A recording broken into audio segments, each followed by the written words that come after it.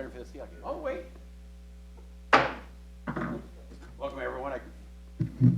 Welcome, everyone. I call the Jan 20th City Council meeting to order. There are no excused absences tonight, and the first item on the agenda is the Pledge of Allegiance. So you're welcome to join us in the Pledge of Allegiance.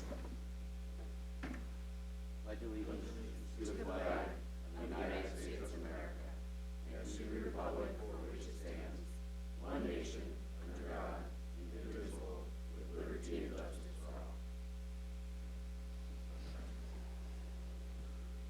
The next item on the agenda is audience comments.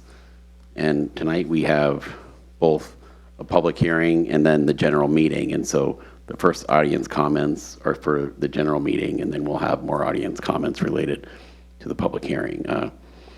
Those of you who signed up in advance will be called on first. If you're joining us virtually, you would like to make comments, please raise your virtual hand or send the host a chat message. And if you're on the phone, *3 is the magic number to get you in.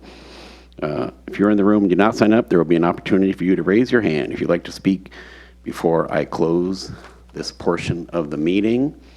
The public hearing, Agenda Bill 9134, about Issaquah School District 2026 levies for the February 10th special election. Comments on that item will be made during the public hearing later on this meeting. And so first, clerk, are there anyone signed up to speak for the general audience comments? Yes. All right. Go ahead. You can start calling up who you have. Okay, the first is Earl Pigot. Is Earl here in the room? Okay, and he is not with us virtually. So next we have Kaylee Jake. Okay. And Kaylee, I think you know the drill, but, you know, if you get out of line, I will start waving at you. As you should. So I'm Kaylee Jake. I'm the executive director and founder of The Garage, which is what brings me to you today. I was here a couple weeks ago for the the swearing in of the council and the new mayor. And it made me very nostalgic for all the council meetings that I've attended. So I just wanted to give you a little snapshot of The Garage and what you all have done for us these last 10 years since we started planning, 7.5 years since we've been open. So we have served more than 1,900 unduplicated teens. We've had more than 80,000 visits. Our case manager, who started in January of 23, has served more than 114 teens. And our therapists have served more than 95. So this is an incredible impact.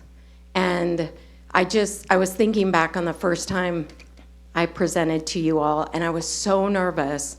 And dear Tola said, "You can sit at the table." And I said, "Oh, thank God. I don't have to stand at a podium." So I've gotten better. But I just want to say that, you know, the partnership that we have had these last 7.5, 10 years has been amazing.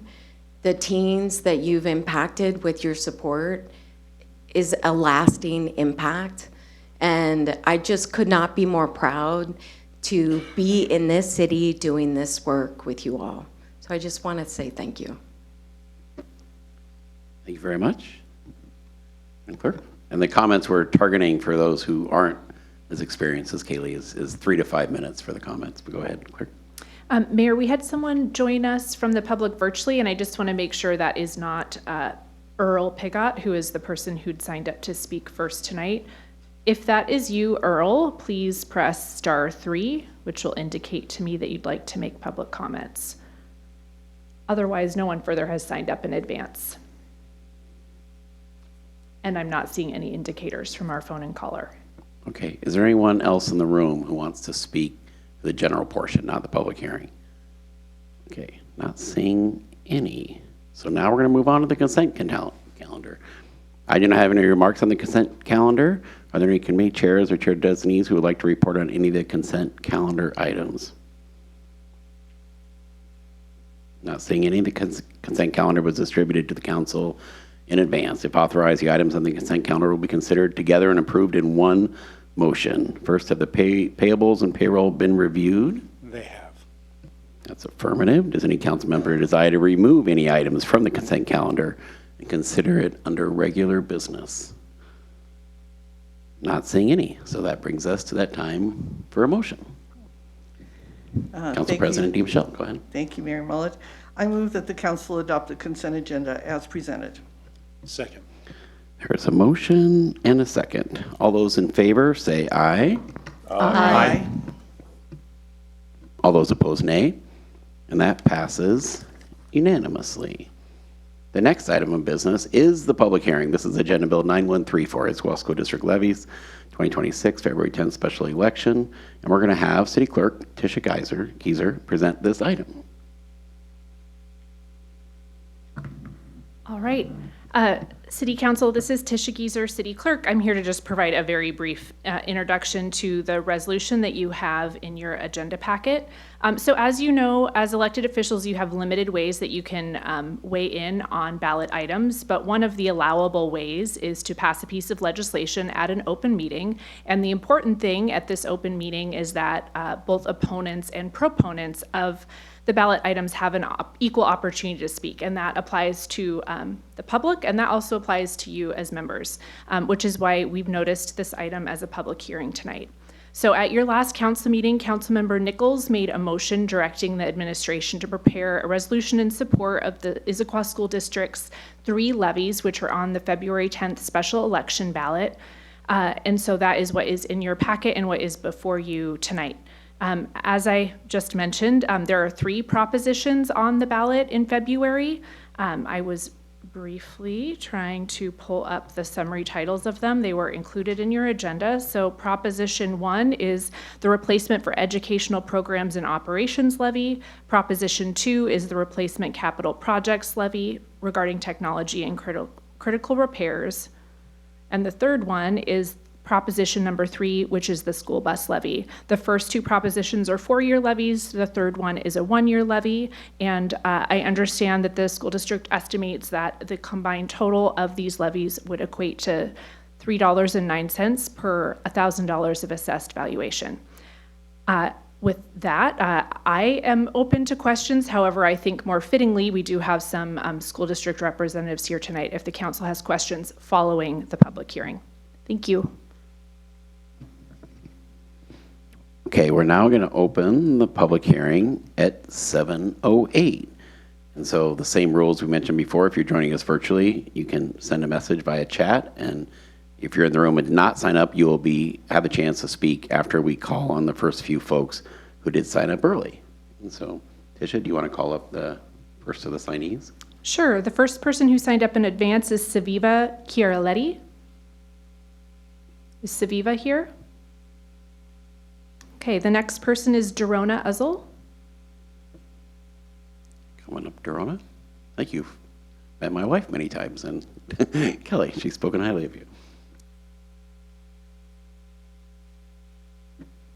Hi, I'm Dorana Uzzle, and good evening, council members, mayor. While I serve as the president of the Issaquah Education Association, I actually am here tonight as a resident of Issaquah Highlands and a proud parent of a student at Issaquah High School. 4 years ago, my family decided to move to Issaquah specifically because of the reputation of our schools. Like so many of my neighbors, I moved here because this community prioritizes its children. And I'm here tonight to urge the council to vote in favor of the resolution before you supporting the renewal of the school district's 3 levies on the February ballot. Our students need a well-rounded, quality education now more than ever. These levies are not just extras, they are essentials. They secure the resources our children rely on every day, like our school nurses, critical building repairs, classroom technology, dual language programs, special education, transportation, and so much more. State funding alone does not cover the reality of our modern education. Families move here for our schools, and our property values and community health depend on their success. We cannot maintain this standard of excellence without community investment. So I ask tonight the council to stand with our students and educators by officially supporting the renewal of these levies in the resolution. Thank you. Thank you. Janet Kelly.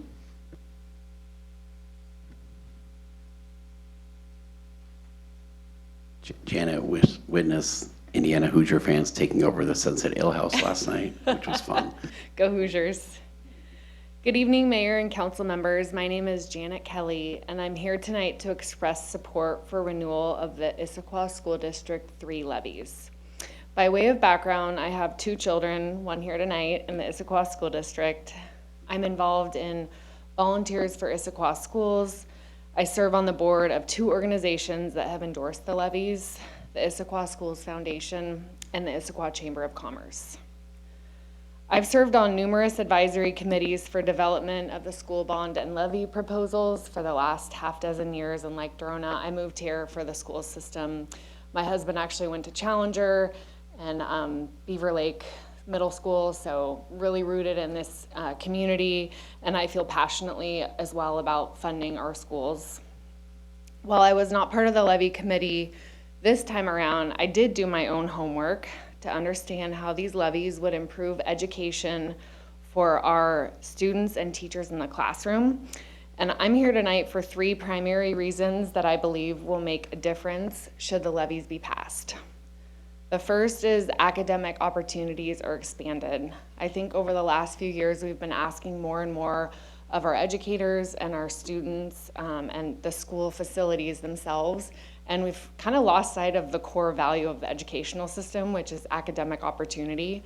So these levies will allow for a 7-period classroom in the high schools. And I think if we want our kids to get jobs either right out of high school or go to colleges that they want to go to, we need to focus on more academic opportunity at the schools. The capital levy is necessary for critical repairs, and speaking more from a community perspective, our kids deserve safe, dry, and warm places to learn every day, right? We can't speak on behalf of all of the people out there that may not be paying attention to this, but I think from just a core value perspective, this community should be supporting our teachers and our students in those classrooms, and critical repairs are funded as that levy. And then lastly, from really more of a business perspective, I think the transportation levy is critical. Employers in this community rely on dependable transportation to help ensure that their employees can make it to work on time. And buses are a critical part of that, just like us as business owners in the community that need to make investments in our own maintenance for whether it's our fleet or our businesses. I think the school district is doing the same by investing in the transportation system. So I would encourage you to support the ordinance tonight. Thank you. Next, we have Christy Santo Domingo. Hello. Good evening, Mayor and council members. My name is Christy Santo Domingo, and I've been a public school teacher for 20 years. And I currently teach in the Issaquah School District, and I have 2 kids who attend Skyline. I'm here tonight to ask for your endorsement for the Issaquah School District levies. These levies are essential to the day-to-day operation of our schools and to the well-being of our students and staff. As you know, the state does not fully fund public education, leaving a gap that requires local levy funding. That funding supports hundreds of staff positions that directly affect instructional support, student safety, health service, and clean functioning schools.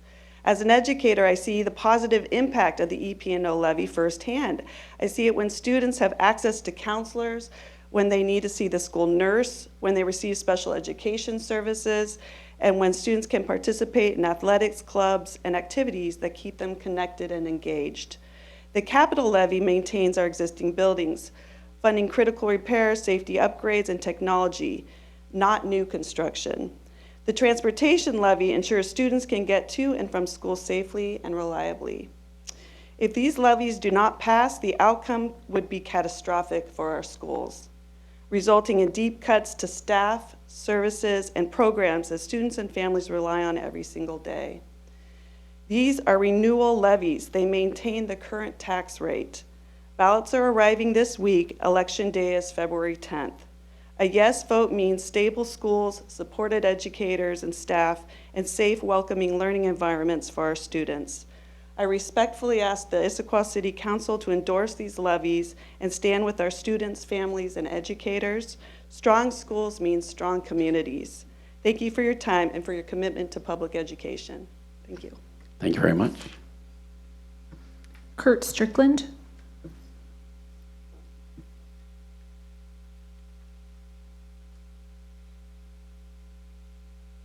Council, good evening, and Mayor. I'm here to oppose the referendum on the schools. I'm curious in terms of decision-making of where, I've heard that there's 12% less students than we had 5 years ago. If that's the case, then why are we applying all our funds, whatever, to a new high school when possibly we should be looking at other alternatives? I know this is rather quick on my side, but I know there's a lot of other homeowners I've spoken with that increases in taxes, of course, is something they're definitely looking at during this time period. I don't doubt the ability and of the Issaquah school system to produce good students. My kids went through it, and I wish to say that that's all I'm here standing for, is that there's other people out there, residents, who are going to be the burden of this tax increase. That's all. Thank you. Appreciate it. Thank you very much. And just, this was my mistake, but do please state your name and your relationship to the city with your, like your address where you live for the comments as well. Thanks. Yeah. Got it. Thank you. No one further has signed up in advance to make comments. Is there anybody else in the audience who would like to make comments? Harlan, come on up.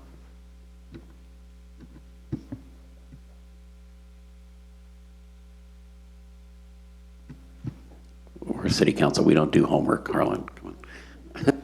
Well, then you can look at it and right now instead, and they don't have to listen to me. So my name's Harlan Gallinger, and I am speaking here tonight on behalf of the Issaquah School Board. And I am a resident of Sweeney. My address is 1316 235th Place, Southeast Sammamish. So in your packet tonight are a couple of items, and we are requesting your support and partnership. I think this is one of the rare opportunities for us to publicly talk about our partnership, because as you've heard other of your residents speak, most people move here for our schools. And it's a privilege to work together to have an outstanding school system. I would argue, based on our current graduation rates and test scores, the best school system in the state of Washington. And that should be something that this city is very proud of. This current tax rate is $309 today at 2026. This is a renewal levy. There is no increase to the tax rate. What's also important to know is there is nothing for a high school building in this. This is a renewal levies for our 400 plus staff positions that we staff above what the state provides us, for school counselors, for school nurses, for security. You'll see in the critical repairs levy are the top items that were part of the bond from a couple years ago that are the safety measures that our community has asked for at our high schools. If you walk into any one of our elementary schools, you have to be buzzed in to get in, or our middle schools. Our high schools are freely open. And what we want to do is bring the same level of access to our high school campuses that exist currently in our K through 8 buildings. And then lastly, this community has had very keen interest in electric buses. And this investment in a one-year levy would allow us to further those investments in order to add that to our fleet. So I'm happy to answer any questions that may come up, but at this point, thank you. Excellent. Thank you very much. And we will, if the council has questions, we'll do that after we close the public hearing. Is there anybody else in the room who would like? Okay. Oh, Jay, come on up.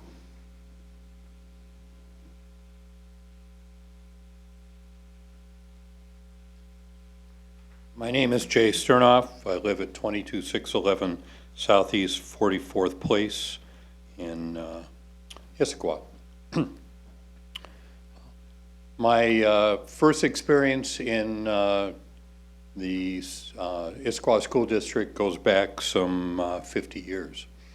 And four of my 5 children went to school in Issaquah, so I know the reputation of this district. With that said, many things have changed within the Issaquah School District, but most importantly, some of you are new members to this council, some have been on the school board and believe definitely in public service. I believe that this forum that we have tonight presenting the school levy is very important. I believe the community should have a discussion, pro and con. However, all of you ran as nonpartisan candidates. The school board is nonpartisan candidates. The school levy is nonpartisan. And therefore, it is my belief, even though it might not be technically illegal, by endorsing one side or another, it may shut out some of the citizens of the city of Issaquah. And similar to that, the city of Sammamish has stated, at least some of the council members, there is not going to be an endorsement pro or con. Newcastle is not going to make an endorsement pro or con. And I just ask all of you as public servants, I absolutely appreciate your presentation of allowing pros and cons to speak on the issue, but that should be kept to yourselves. If any of you who've been involved in the past or currently want to get involved in this school levy, I suggest you do so. But doing it as part of the city of Issaquah is not appropriate for a non-partisan ballot measure. Thank you. Thank you, Jay. Is there anybody else in the room who would like to speak? Going once, going twice, not seeing any. At this point, we will close the public hearing. And I gotta go back at 7:23.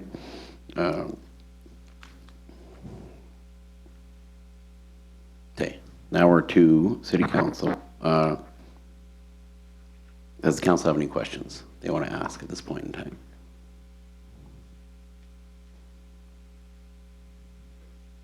Not seeing any. If there's no questions, I will then say, is there a motion? Thank you. I move to approve resolution number 2026-04, supporting the Issaquah School District's levies, proposition number 1, 2, and 3, scheduled for the February 10th, 2026 special election. Second. Okay, there is a motion and a second. Is there any council discussion? Councilmember Nichols? Thank you, Mr. Mayor. First of all, I would like to be direct about what is on this ballot. This levy is entirely unrelated to the construction of a new high school, and I think that's important to recognize and actively communicate to the public. These 3 levies fund operations, maintenance, and transportation for the schools we already have. These are not the measures from last year concerning the construction of a new high school. The EP&O levy covers 17% of daily operations. These are teachers, nurses, counselors, the 7-period high school day, and the state-mandated special education services that are currently underfunded by approximately $10 million a year, and this levy closes that gap.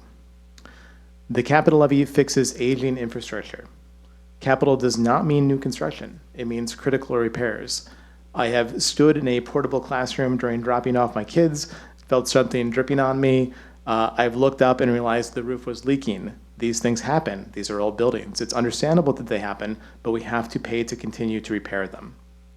The transportation levy, the third of the 3 levies, keeps buses running safely. I also want to be direct about the role of city councils in supporting these kinds of measures. RCW 42.178.555 specifically empowers and encourages municipal bodies to weigh in on ballot measures that affect our communities. Our schools are our community. Their success is Issaquah's success. These renewals are at a stable tax rate below our 20-year average. They are not a tax increase, and I support this resolution.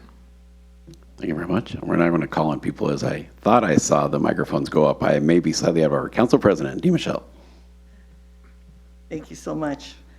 I won't repeat what Councilmember Nichols said about the levies.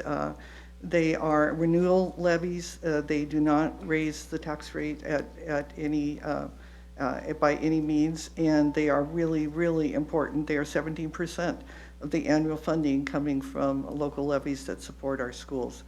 I do want to address the question that's been raised about why the City Council is weighing in on this measure, and I just lost my talking points. Just a moment here. Let's see. There we go.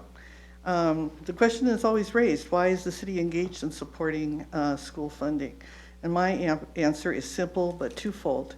First, in the city of Issaquah, between 5,000 and 6,000 residents are students in Issaquah Public Schools. They are our constituents, even though they don't vote, and we need to attend to their well-being as we do with all other residents. Second, the city and all of its residents benefit from having a highly sought-after, excellent school system. It attracts new families, new businesses. It attracts a highly educated citizenry, which we all benefit from, a strong tax base, and community health. And though we may not see these benefits on a daily basis, they are there, adding so much to the vibrancy of our community. It is very well documented that healthy schools are important for healthy cities. It's been documented over and over again. And I like to think that healthy cities are important for healthy schools. The partnership between the City of Issaquah and the Issaquah School District has been in place for over 100 years, and it's added immensely to making the city a special place where people care. I too will support the resolution. Thank you. Thank you. Deputy Council President Martz. Thank you, Mr. Mayor. I think this question of why City Council should be involved is important, so I'm going to take a different stab at it. Short answer is nobody lives here because of the weather. Long answer, I'm from White Bear Lake, Minnesota, and in 1980, you could buy just a beautiful house in White Bear Lake, or maybe you buy a house on the southwest side of the Twin Cities, Edina. In the intervening years, White Bear made the transition from a growth city to a sustainable city, but it got off the ball for the school systems. The school system stopped, voters stopped funding school levies. When that happened, young parents stopped coming to the town. And now, while White Bear is still a beautiful city, the suburbs on the southwest side, like Edina, if you know anything about the Twin Cities, even though it's the same older housing stock, it's much healthier community because you still had an influx of young parents. And that's what this is really about for me. I moved to this city specifically because of the education system. I was a Minnesota public education snob. I was in the best school district in the best state in the country, and I wanted a great education for my kids, and boy, did I get it. So now it's my responsibility to help bring that for future generations. So I'm going to support this levy. Thank you. Councilmember Walsh.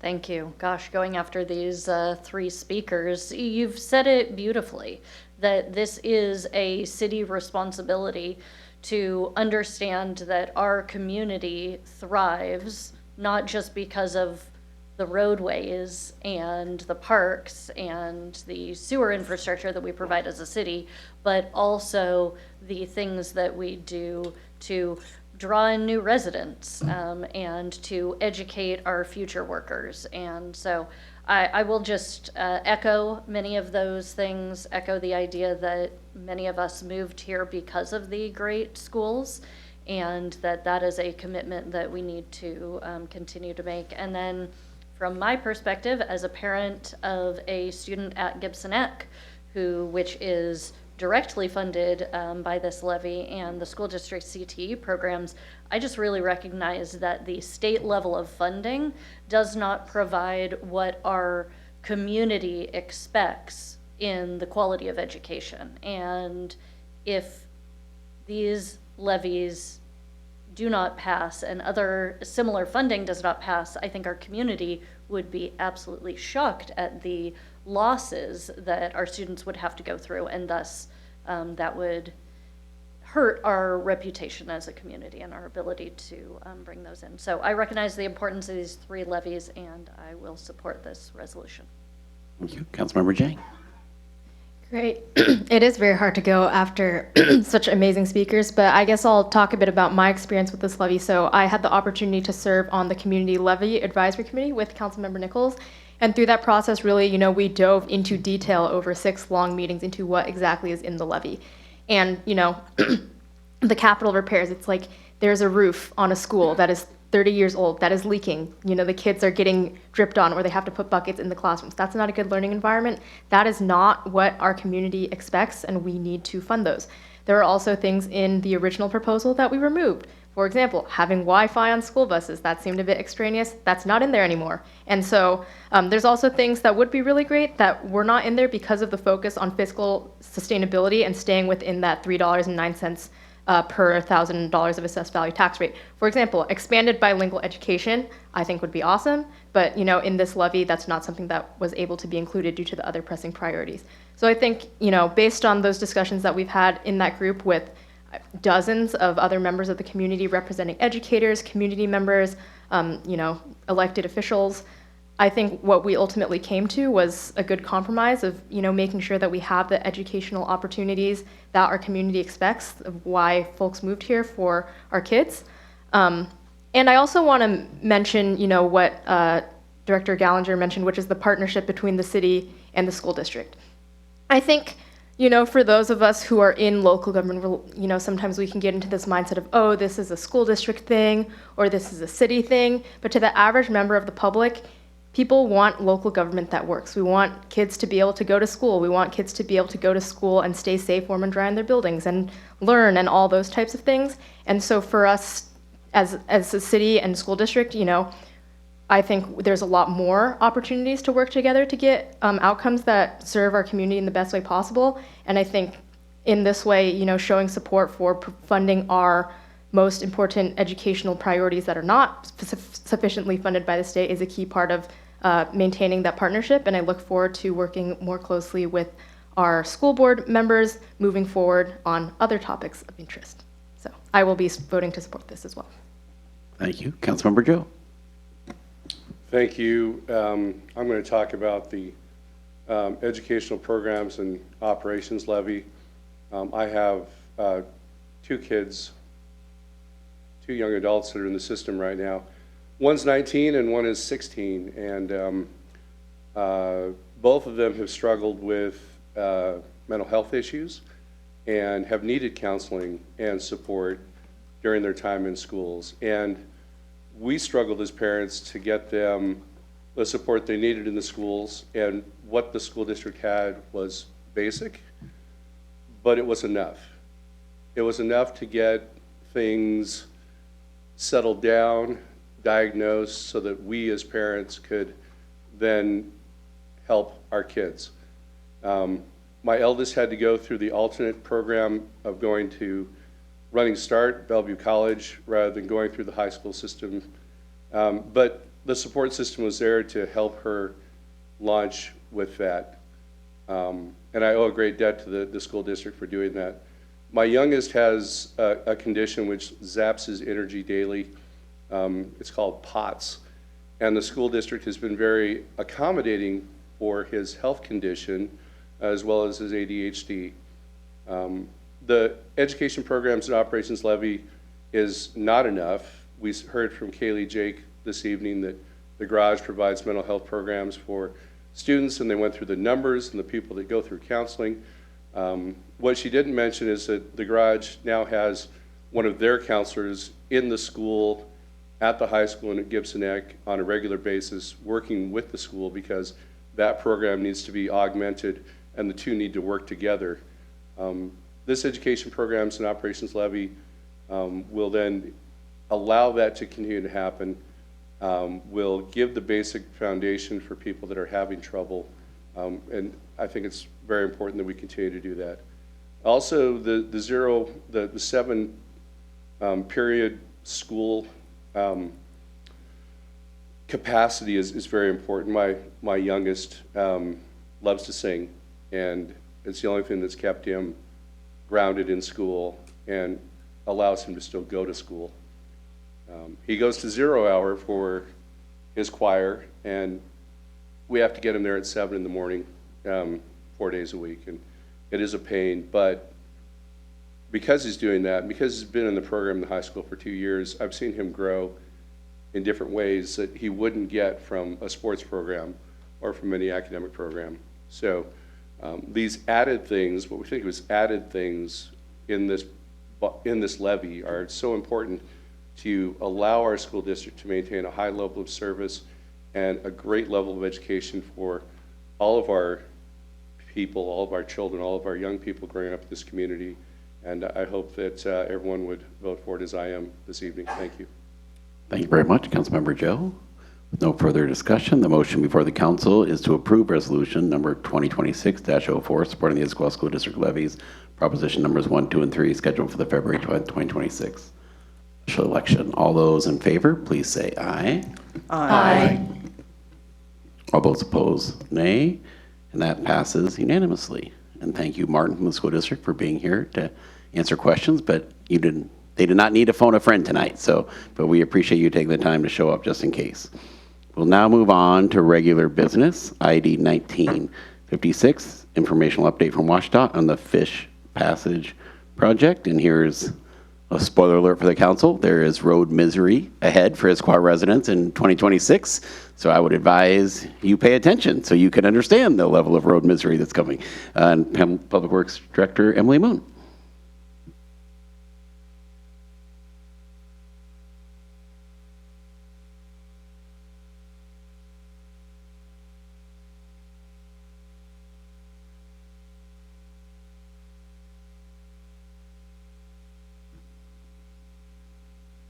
We need to get IT music we can play in the background while we try to figure it out.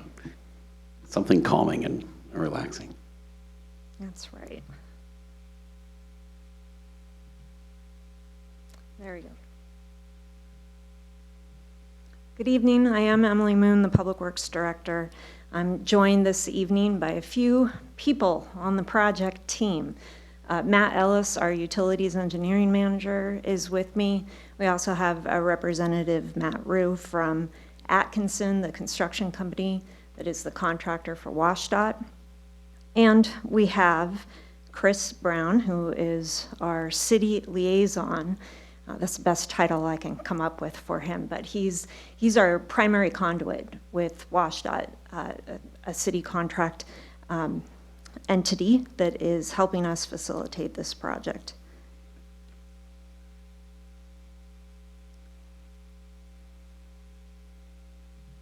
I have a new laptop and it's just not happy. Okay, so tonight we're just going to give you a status update on the Fish Passage project. We were here months ago. It gave you an overview of the entirety of the project. This is multi-year, multi-roads that are impacted, and some work that the city has to do in advance of the project. We'll give you an update on that. And we will talk about road closures, as the mayor suggested. There are many that are coming. We are at a very critical point in this project. This is a pivotal moment where the city is wrapping up its kind of precursor work. Matt will talk about that in a moment.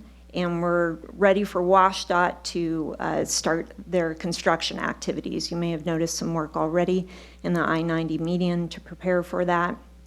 More is coming on either side of I-90 on local roads, and we'll talk about those impacts shortly.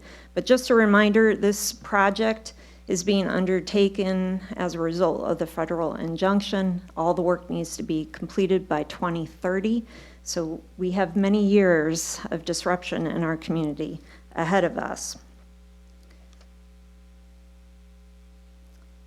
Again, a refresher on the project locations. The two primary locations that WSDOT will be working in are in the vicinity of the crossing for Lewis Creek by Lakemont and in the vicinity of West Village Park and Schneider Creeks as they're being combined before they cross I-90 and go across Northwest Sammamish Road into the lake. And with that, I'll have Chris come up and talk through the next slides.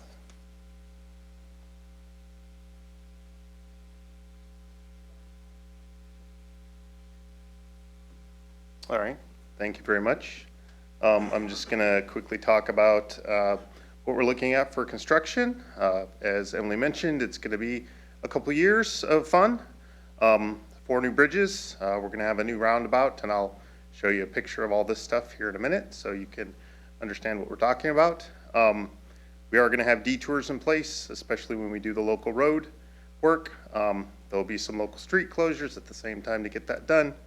And there are some utility impacts on the Lewis Creek side. Those are going to be done by WSDOT. And then also they're going to relocate one of the BIP lines for the CWA out of Bellevue as that runs through the Newport work. So thank you for letting me be the expert at this, getting the right button.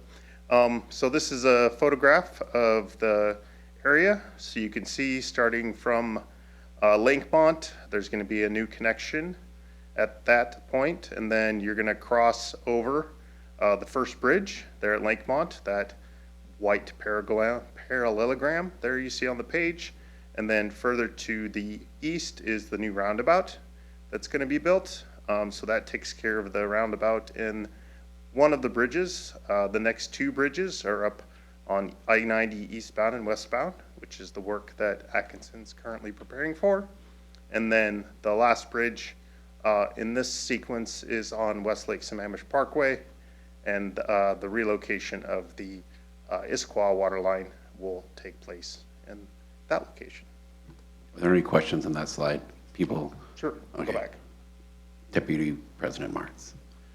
Thank you. Lewis Creek, you're showing that in the new system, it's going to run underneath the on-ramp. It's going to cross underneath the on-ramp twice. It doesn't currently do that, right? It runs between the on-ramp and the loop to the west. That is correct. So tell me why we're making it more complicated and what that's going to do to make things better. So we moved it further to the east to give space for the riparian corridor, basically to give us a bigger footprint for a better stream. In its current configuration, it's too close to that, to one of the on-ramps that you see there. And if we would have come in and done the width of stream that we needed to meet the needs for the riparian corridor, we would have had to take out parts of that ramp as well. So it was just the least impactful place to put the stream and get the biggest benefit that we could. So it'll be a better salmonic bearing stream when it's done. Exactly. That's the goal, yes. Thank you. Councilmember Walsh. Thank you. I know on the north side, when we're talking about the further down on Northwest Sammamish, there was conversation about how that bridge height is going to be quite a bit higher than the existing roadway. Is that also happening on the Westlake Sammamish Parkway at that point? Is that going to be a up and down, basically much higher? It will be raised a little bit. Okay. It's about 6 feet, I believe.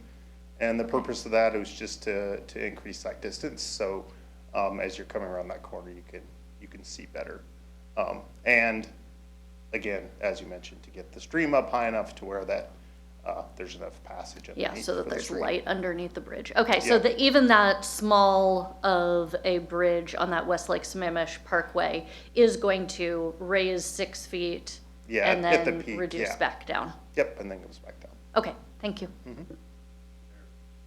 Oh, Councilmember Joe. Thank you. Couple questions. Sure. One, as I recall, there was some concern about the ownership of the bridge or the jurisdiction along that road there. Has that been talked about and resolved? You're talking about on Newport? Yes. Okay. We're currently talking to WSDOT about that. The roundabout location is eventually going to be owned and maintained by WSDOT. That's what the city would like, obviously, since they're building their roundabout there. In terms of the transfer of property, we've worked through some access rights only at this point, but the acquisition of the property and the acquisition of those access rights is still being worked on.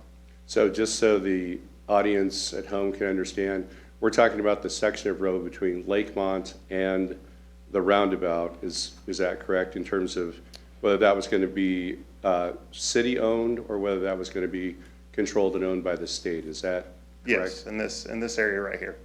Okay. And there is certain sections, especially right where the roundabout ties in with the entrance to the development there, where some of that right of way is currently City of Issaquah right of way, and we would desire to transfer that over to the state so that they're responsible for maintaining it, and not the city.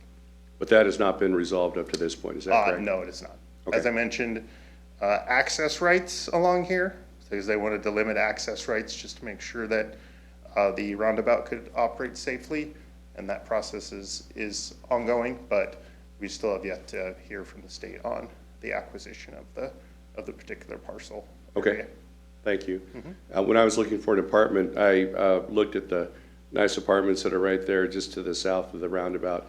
How do people that live there still get access during construction? So for this construction, the lanes are just going to be shifted. There will be no permanent lane closures. So the 2 lanes in each direction will be maintained, and they'll build the roundabout in and the bridge in phases to keep those open. There will be obviously some slowdowns. You know, people drive through, oh, look what's going on. They're going to be looking, but in terms of roadway capacity, it's going to remain the same. Thank you. One last question. I'm the liaison to the Chamber of Commerce, and they've been a little concerned about the traffic Armageddon that could be coming if we were to shut down both the north and the south access lanes around I-90. Could you just let the public know in terms of what's in the materials that you'll be keeping one of those lanes, either the north lane or the south lane, open at all times during this construction, and kind of shift them around so that we're not causing both a backup on 90 and a backup on the side roads? Yeah, so the I-90 work is all going to be done through lane shifts. That's going to be happen later, in early February is planned right now. If you have more specific questions, I'll ask Matt, but it's a little weather dependent, right? Because we have to tie in striping and that sort of thing, but all that work will be done with shifted lanes. The work on the Newport side will also be done through shifted lanes, so there'll be no permanent lane closures. There may be some intermittent night closures just for critical stuff, but nothing during the day. Okay, so just in general, if people wanted to go not on the freeway, they could either take the north road that goes toward the state park if you're heading east, or the road with the roundabouts on, but they both will not be closed at the same time. Is that correct? That's correct. Okay, thank you very much.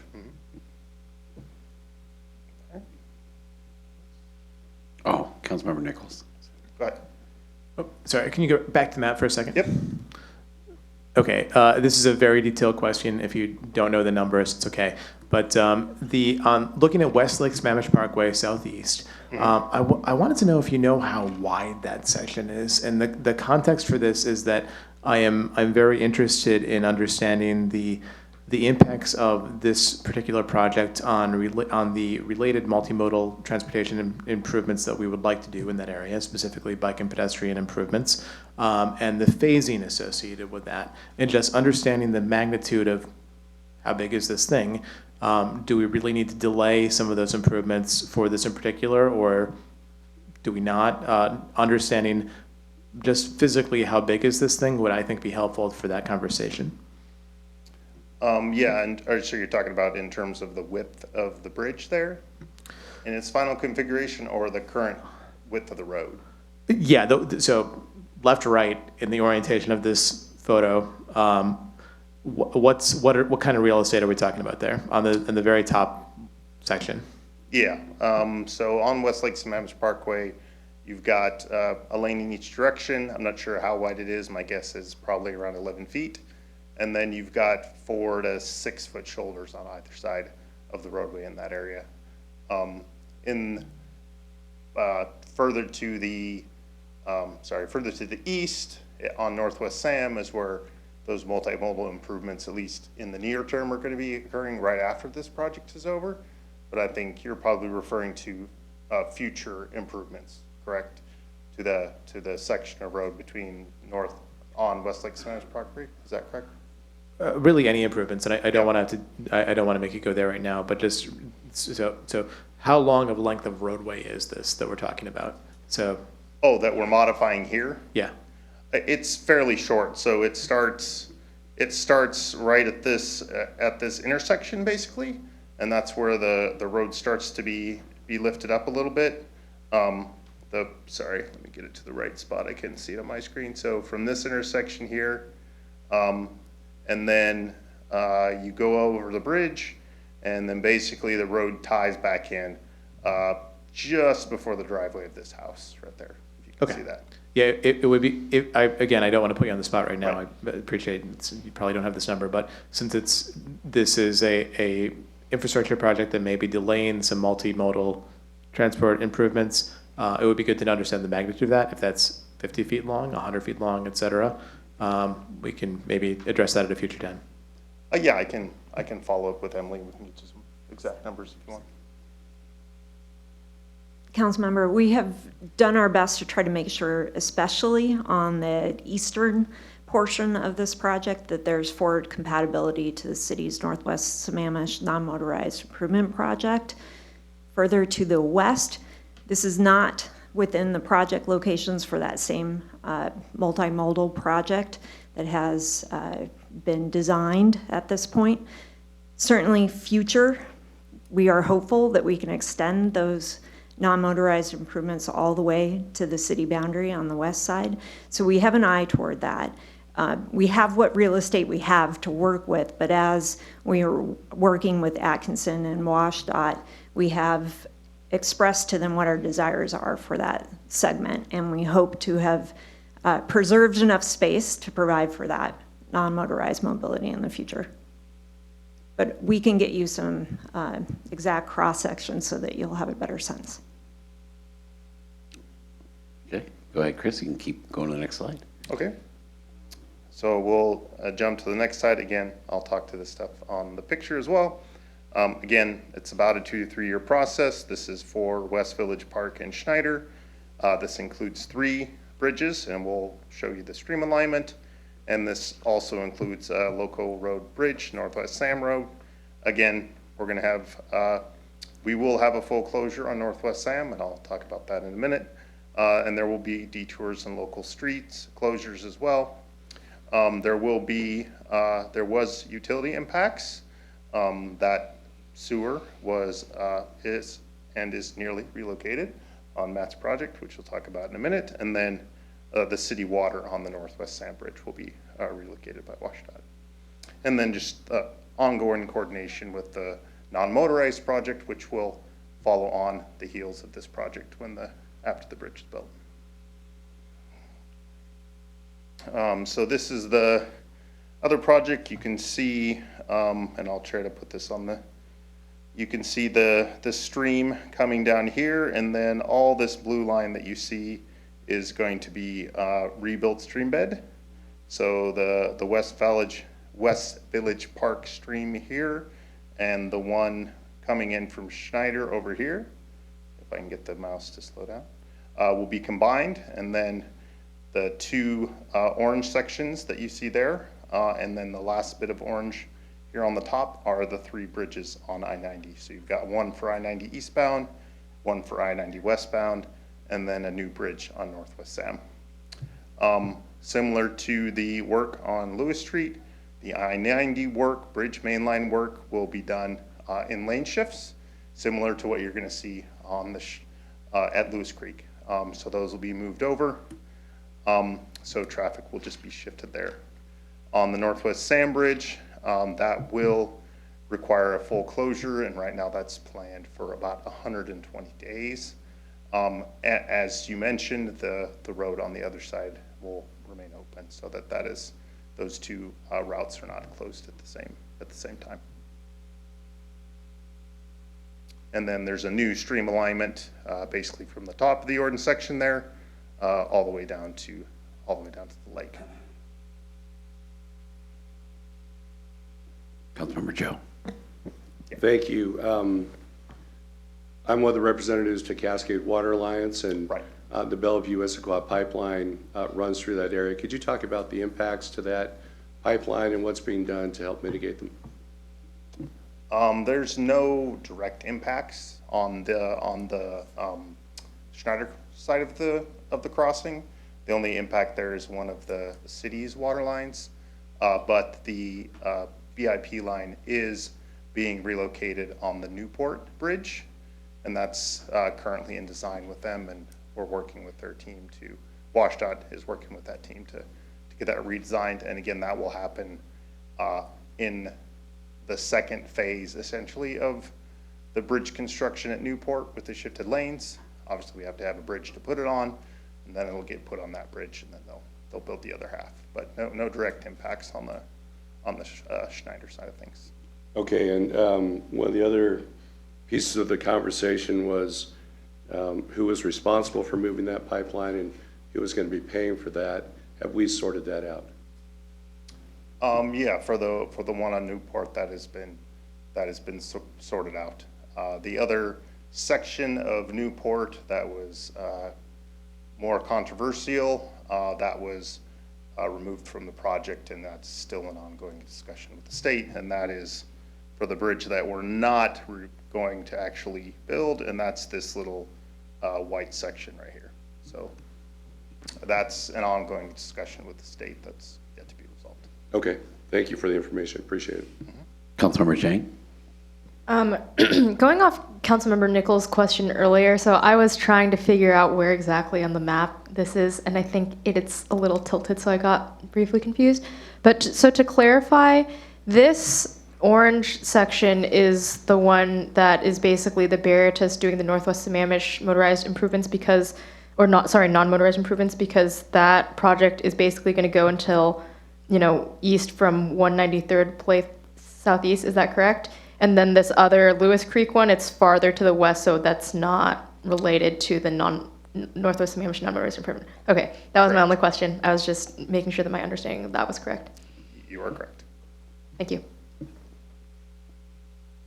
All right, I think we can go next slide. That's my last one, and oh, you want to pass it? All right. I failed to introduce Tom Pierce from WSDOT. Tom is part of their communications staff. I want to thank Chris for stepping in and presenting. This is a WSDOT project.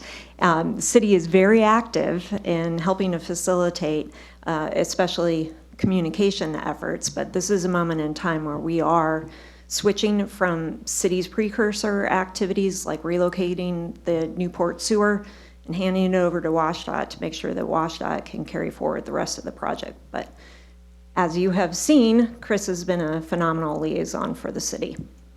So with that, I'll pass it to Matt. And Tom, we have an auto forward on all complaints. They're just going to go directly from our city email to yours. All right, good evening. And I apologize in advance. My part of the presentation is going to get a little geographically confusing. So just remember, Newport is to the south, and that part of the work is by exit 13. And Northwest Sammamish Road turns into West Lake Sammamish Parkway. West Lake Sammamish Parkway is the part near exit 13, and Northwest Sammamish Road is between 13 and 15.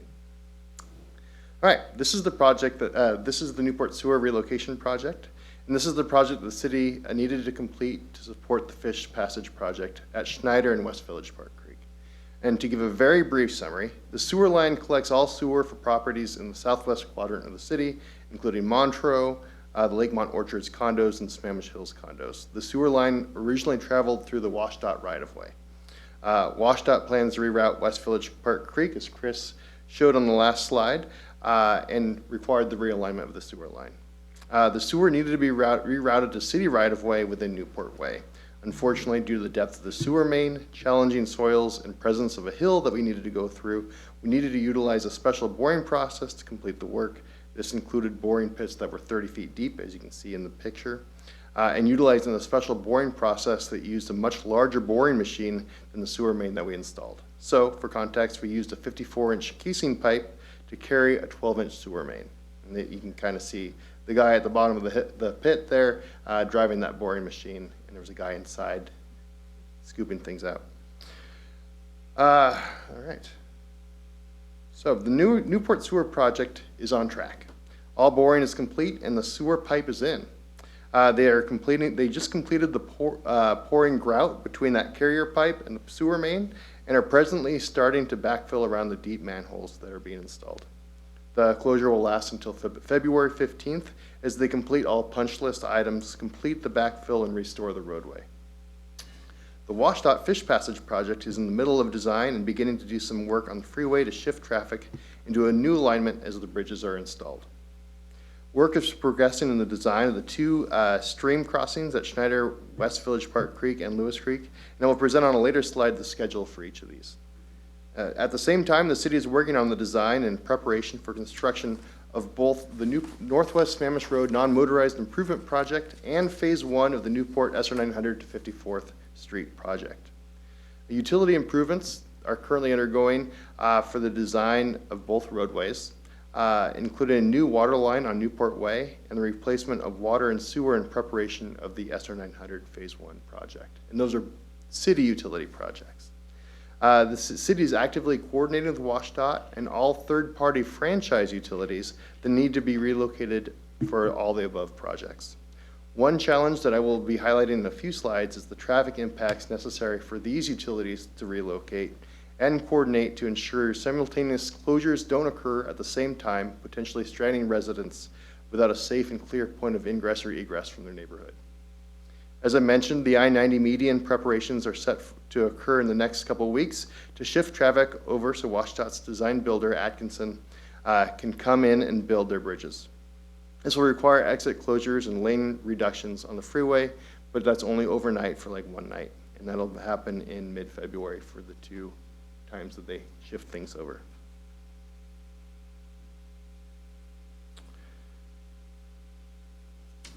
So as we look at specifically at local street impacts, there will be quite a bit of activity in 2026 on both Newport Way and Northwest Mammoth Road. We've made a requirement that a full closure and detour cannot occur on both Newport Way and Northwest Mammoth Road / West Lakes Mammoth Parkway at the same time. However, there will be impacts on both. On Northwest Mammoth Road, utility impacts are projected to start in mid-February, right after we finish the Newport Sewer project, and extend through May. This work will commence once the Newport Sewer project has been completed. Utility impacts, again, are not city facilities, but the dry utilities such as telecommunications and Puget Sound Energy, gas and power. This work will require a combination of single-lane closures and one full closure of Northwest Mesh Road for about 6 weeks as one of the utilities bores under the new bridge foundations. On the heels of this, WSDOT's design builder will close the road between July and November to construct the bridges. This is not the only time that the road will be closed. In 2027 and 2028, work will occur in the Lewis Creek crossing, requiring a full closure closer to exit 13 near the Timberlake Park neighborhood for the West Lakes on West Lakes Mammoth Parkway. The road will be closed between December 27 and June 2028. The franchise utilities are focusing all their attention on the Schneider and West Village Park Creek crossing presently and have not started design for the location at Lewis Creek yet. So we don't know the level of impacts or duration. Staff continue to engage and be in meetings so we can provide the most accurate information regarding those impacts in the future. As all this goes on, work will occur on Newport Way at the Lewis Creek crossing near exit 13. Utilities are scheduled to begin in February and last through June 2026, and construction on the bridge is anticipated from July 2026 through November 2027. This work is planned to occur through lane shifts and shoulder closures, and presently no long-term lane closures is anticipated at this location, though short-duration lane closures will probably be needed as traffic is flip-flopped at different locations. All right. So here's a visual chart of closures and traffic impacts for both Northwest Mammoth Road and Newport Way for 2026. Green are city projects. Orange is WSDOT/Atkinson fish passage work, and red/salmon are the franchise utilities. And then light color/the stripes, if you can see that, are lane closures, and dark colors are full closures. This shows the Newport Sewer Project ending in February, followed by utility impacts on both Newport Way and Northwest Sammamish Road. The work on Newport is primarily in shoulder, and as I mentioned before, the work on Northwest Sammamish Road will require lane closures from February through May, with one projected 6-week closure in March and April. One thing to highlight is the work on Schneider Creek at Northwest Sammamish Road will occur at the same time as the work on Lewis Creek at Newport. However, Newport work is a lane shift, as I mentioned. All right, next slide. And for long-term, long-range construction impacts, here's an expanded look at impacts to Northwest Sammamish Road / Westlake Sammamish Parkway and Newport Way. I want to highlight the city's planned projects and how those slip in with the work that WSDOT is doing, as well as the utility work. In mid-2027, Newport Way, SR 900 to 54th, Phase 1 will begin. This has a federal grant and must occur during this timeline. Phase 1 starts at SR 900 and heads west for approximately 1,000 feet. Most of this work will require single lane closure, but will have a short duration full closure as they work on a culvert. Before that work begins, the city needs to relocate water and sewer facilities out of the way. We also plan to extend water at a different location on Newport, and this work will require lane closures. As this work occurs, work will occur on the WSDOT fish passage work at Lewis Creek on Westlake Sammamish Parkway near the Timberlake neighborhood. This will be a full closure from December 27 through June 2028. At this time, we do not know the extent of the impacts for franchise utilities, but we'll put that information in 2027. Presently, we're showing that from July through November. And once the Lewis Creek project on Westlake Sammamish Parkway is installed and the road is open, the city plans to start construction on the Northwest Sam non-motorized improvement project from the State Park to 193rd Place in mid-2028. We're still figuring out the traffic control for this part of the project. And then again, one thing to note is this just represents impacts to city streets and not the freeway, which will have, again, lane shifts, not lane reductions, but will have some impacts. It's safe to say the main point, I think, for our community in this calendar year is full lane closure, Northwest Sammamish Road, and for basically 6 weeks in March and April, and then closed again from July through November. So obviously for those communities south of Lake Sammamish, that's going to be the really big impact that's going to hit them very soon. Correct.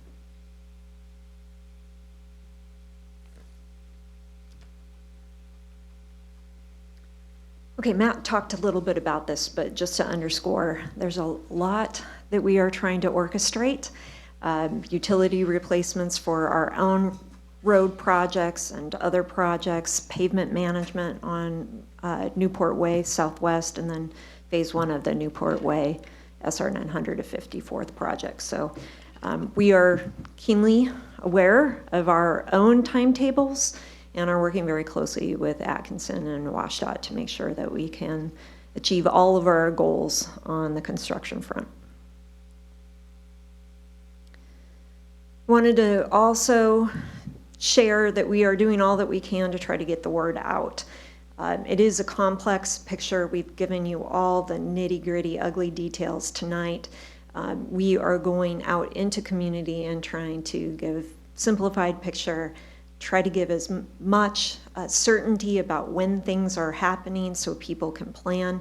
One of the ways that we are doing that, we're holding our next neighborhood meeting on the north side of I-90 for South Lake Sammamish neighborhood on February 5th at Sunset Elementary. We are using all of our available resources to push out that notice, and we really encourage community members, whether you live adjacent to I-90 or not, to sign up for Notify Me alerts on the city's website. You can also check out the city's web pages about city projects, follow us on social media, look at the Issaquah Insider newsletter, And also WSDOT has their own alerts that you can sign up for.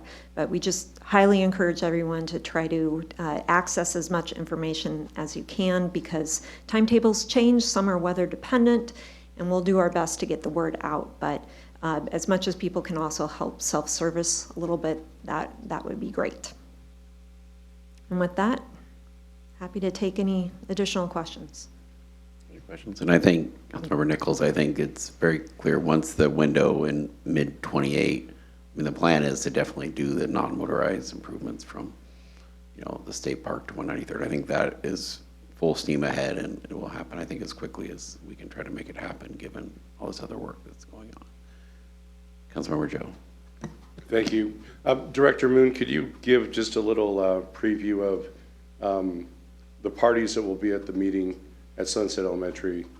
Will it be WSDOT? Will it be staff? If you could just kind of let the community know.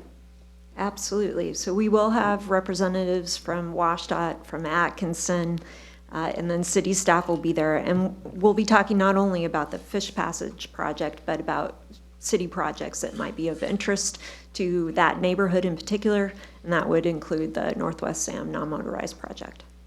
And will it just be a lecture where you guys are just talking about things, or will there be displays of each of the projects where people can ask questions and talk with the principals? Yeah, we're doing it our typical open house style, so there'll be a presentation at the very beginning to make sure everybody has basic facts about the projects, and then we will allow time for people to mingle, ask their questions of the subject matter experts, take a closer look at maps, etc. Great, thank you very much. Okay, I don't see any other questions, so this is informational only. We're not taking any action. Like I said, when people complain, we will send them to WSDOT. And with that, thank you very much, Thank you. Emily. And we'll move on to Agenda Bill 9133, the City Council vacancy, position number 2. So at the January 12th special City Council meeting, the City Council heard presentations from 12 residents who applied for the vacancy. Council position number 2 that was previously held by Zach Hall, who is now representing us in the state legislature. We're going to see Zach tomorrow. That should be nice. After the presentations and deliberations, the City Council moved 4 finalists forward to the second round of interviews, which will occur tonight. Tonight's meeting, each of the remaining applicants will be interviewed one at a time and asked the same series of questions. Applicants, we'd like to request that you step into the side room off the lobby until it is your turn to be interviewed, so you do not hear the questions in advance. Don't move yet. We're going to finish the. Once you've completed your interview, you are welcome to stay in the room.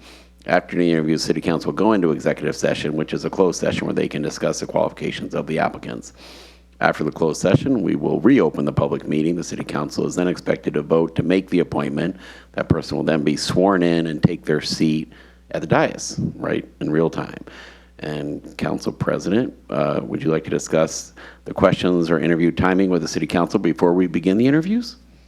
Yes, we'd like to have that discussion, and we'd like to ask the candidates to be sequestered before we have that conversation, and we'll discuss the questions briefly and then begin the interviews.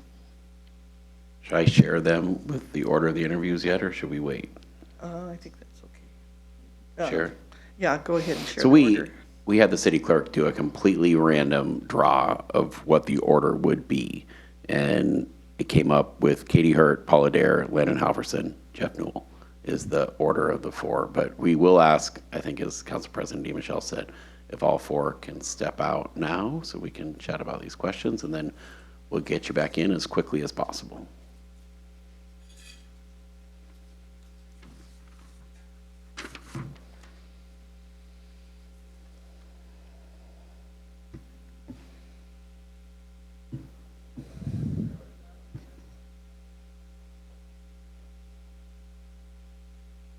Council President DeMichelle. So I'll just give you a little preview of how we got to the questions that we have, and then we wanted to give time for discussion or changes. So Deputy Council President Martz and I worked on these based on questions that were asked a year ago at our last appointment, and we talked about timing as well. We're thinking that, we're proposing that we provide 20 minutes for each candidate, and that there are 5 questions. They should be able to answer that in the 20 minutes. Because there are 5 questions and there are 6 of us, I'm suggesting that we start with Councilmember Nichols for the first candidate and go to here, and then we'll start with, for the second candidate, Councilmember Jang, and that way we'll just rotate around so everybody gets a chance to ask questions. And so that's the proposal in front of you. If you would like to make suggestions for changes to the questions or the timing, now is the time. Councilmember Joe? I had a question about number 5. After hearing from the other candidates, why should we pick you? If they're sequestered, how are they going to hear from the other candidates? Oh, I think it meant after we are hearing from, in other words, how, after hearing from the why should we pick you? We've heard from the other candidates, and why should we pick you? That's my understanding of it. I see. So after we've heard from all the candidates, we're asking each of them to come back and ask that question? No. It's after we have heard from all of the candidates, why should we pick you? Yeah, we're asking that to the candidate. Maybe it needs to be rewritten. Okay. I mean, having heard from the other candidates, why should we pick you? You know, in totality, because they've heard from each other earlier in the process as Right. well. So it's just in the order that they're coming. We're not hearing from all the candidates first before we ask that 5th question. Right. Okay, thank you. Right. Yeah. Good clarification. Any other? Councilmember Walsh. Yeah, I think we heard a little bit of feedback from the candidates last time that they did not like the idea of trying to compare themselves to each other, and that thought that that was our responsibility. So I would prefer the 5th question not mention the other candidates and just ask them to summarize why we should pick them. Great. Okay. Thank you. That seems to be approved. So the 5th question Okay. will be changed to why should we pick you? Yeah. That sounds good. Anything else? You got to watch out for Council President DeMichelle. She is a pen thief. So I've learned this. I will bring 2 pens to the next meeting. Okay. And, This is just, sorry. Councilmember Nichols. This is just process. So there's 6 questions, 5 questions, and 6 of us. You want, from a process standpoint, are we rotating? Sorry. Yeah, I'm sorry. Yeah. So there's only 5 questions, but Yeah. there's 6 of us. So we'll start with you for the first candidate and go to Deputy Council President Martz. And then for candidate number 2, we'll start with Councilmember Jang and go to me. Okay, got it. Candidate number 3, we'll start with Councilmember Joe and so forth. Right. So we all end up being able to ask questions. We just don't have enough questions for each one of us to ask. Councilmember Jang. Can I propose another wording change? Sure. So for number 2, the currently reads, one of the issues that is at a crisis point is housing and the affordability and cost of living. I feel like that is a bit of a leading question, and I would prefer if we could say it in a way similar to number 3, which is something like, you know, one of the big issues in our region is housing affordability and cost of living. How would you address this? Or, you know, how do you propose that we address this? So could we also change the wording on that one? Right. How about the public has told us that housing, just the same wording as number 3. The public has told us that housing and affordability and cost of living are important challenges for the city. Yeah. Okay. Great. Is everyone writing down those changes in real time? No. Oh, I think Tisha is going to print them and redistribute. Wow. Wonderful. Here we go. All right. Ooh, Any I'm getting other? a thumbs up from that. Nice. Thank you. Any other changes, suggested changes, or? I'm not seeing any. Okay. And so we want to bring in Katie Hurt? Yes, and to clarify, would you like me to set the timer for 20 minutes and have that visible to them? Is that Yes. suitable? Let's set Okay. the timer for 20 minutes and we'll just explain, like, there's, yeah. Okay, and do you want to give each candidate a little bit of a preview, like 20 minutes, 5 questions? Okay. Yeah. You want them to stand there? Yeah. Or do you guys want to? If we're going to do that, you need to turn the timer. Yeah, I'll do that. Yeah.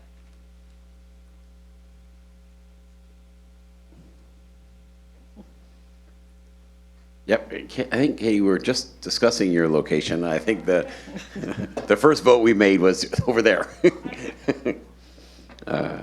And so you're going to have a 20-minute timer. There's going to be, well, there's 5 questions. And so just keep in mind, the goal is to get through all 5 questions. And so you can kind of pace yourself, I guess, as we go through. And we are going to start with Councilmember Nichols. Oh, yes. Go ahead, Katie. Briefly, 5 questions. Are each of you going to be asking a separate question, or am I getting all 5 questions? You're going to get them one at a time. That's a really good question. Okay, So, and then the 20 minutes starts as soon as the first question is done being read. yes, we're just going to start it. Yeah. Okay. So we're just going to ask the first question. After you answer that question, we'll go to the next council member and keep going through. And we think it should fit within the time allotment. I will do my best. All right. Hey, I like it. First off, thank you so much for your time and your effort and your thoughtfulness in preparing and for coming to us with your application and your desire to serve. Our first question for you, there are a lot of issues in front of the City Council, and none of us can know everything. What is one issue facing the city that you don't know very well, and how will you learn more about it? I will say that there's plenty of issues in front of the City Council that I don't know very well, and how I will learn more about it. But one in particular that came up today was the mobility plan. Mobility, non-motorized mobility is something that is incredibly important to me. I think I've mentioned it to a number of you in our conversations. Both my husband's a bike rider. He has an electronic bike, uses the bus system. My younger brother is somebody who will never drive and requires use of alternative forms of mobility in order to get around town and get around town safely. So that is something that I definitely want to learn more about, some of the more nitty-gritty things, like you were talking about, like how many feet, and I'm like, yeah, that's a really good question. Obviously, looking at the actual plans, talking with people, Councilmember Nichols and Councilmember Yang, and I know that both of you have been involved in those things, talking with the two of you more.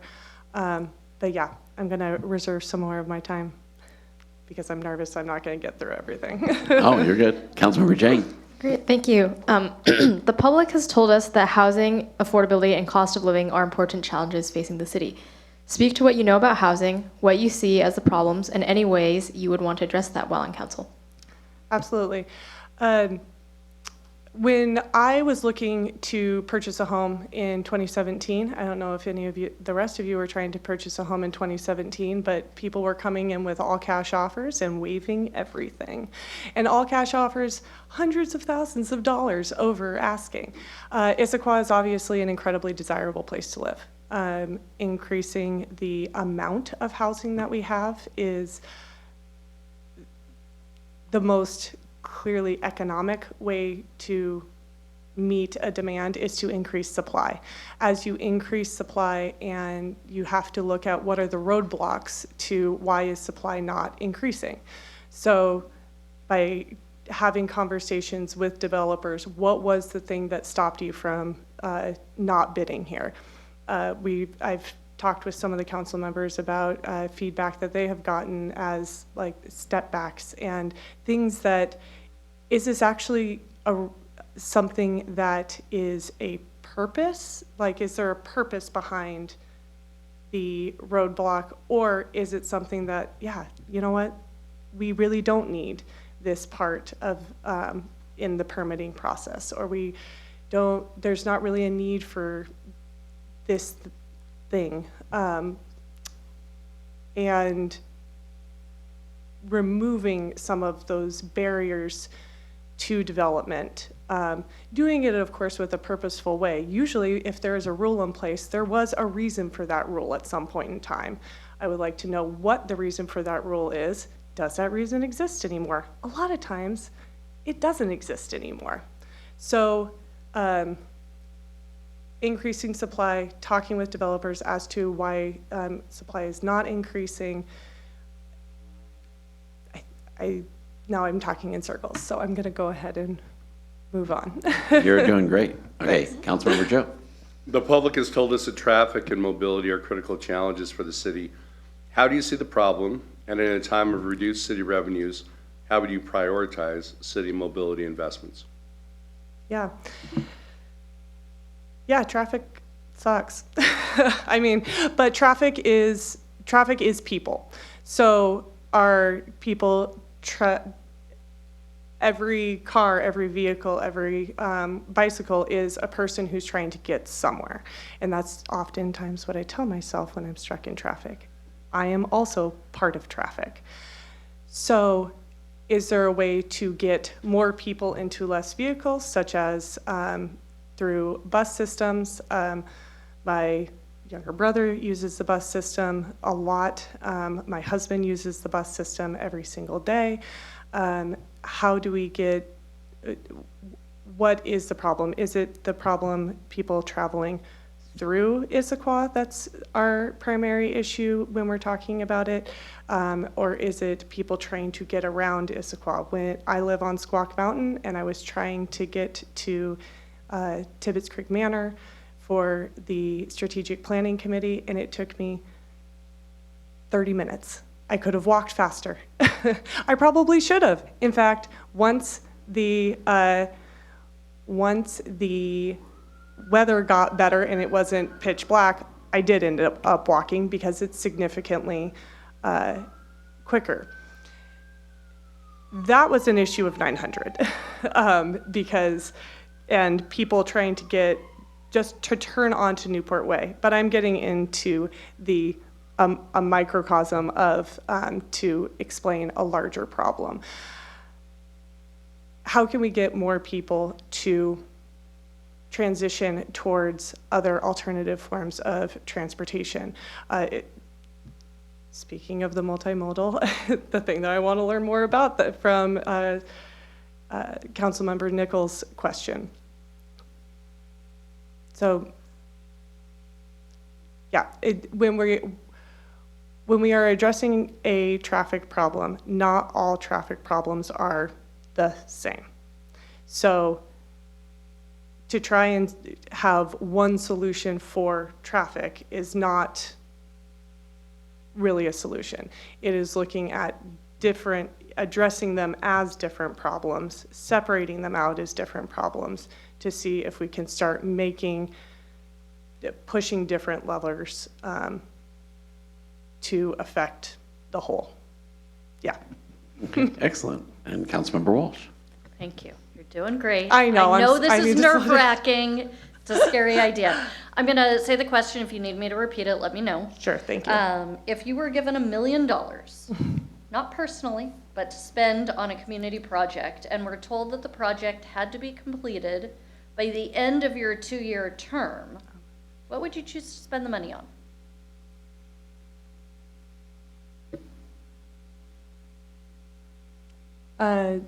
Wow. $1 million. See, $1 million sounds like a lot of money until you actually start looking at budgets. And then, because I'm just,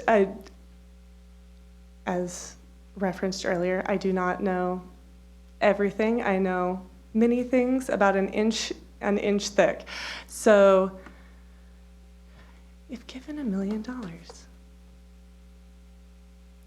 honestly, one that just pops into mind is what can you actually complete also in a year? So there's many parts of this problem, or complete in 2 years. 2 years isn't a lot of time. $1 million sounds like a lot of money. It's not a lot of money. If I wanted to really be able to say, like, stamp something and be like, I did this with $1 million in 2 years, honestly, probably like a dog park. A dog park serves a lot of people. Lots of people have dogs. My mother and I share a dog because, you know, that felt like the responsible thing to do when we both travel often. And dog parks honestly bring people together. It can sound like a silly thing, but when I'm at a dog park, I talk to my neighbors. I do. And I get to know, oftentimes I come away knowing the dog's name and a lot about the dog, a lot more than I know the person, but I'm trying to do better with that. But yeah, if given 2 years and $1 million, that's probably what I would do. Would that be my number one priority as a council member? Probably not, but given the confines of the question, I think in law school they say don't fight the hypothetical. So that's what I'm gonna do. Hey, I have 3 dogs. We love our dog parks. And Councilmember Marks. Thanks. And Katie, your final question. Why should we pick you? Why should you pick me?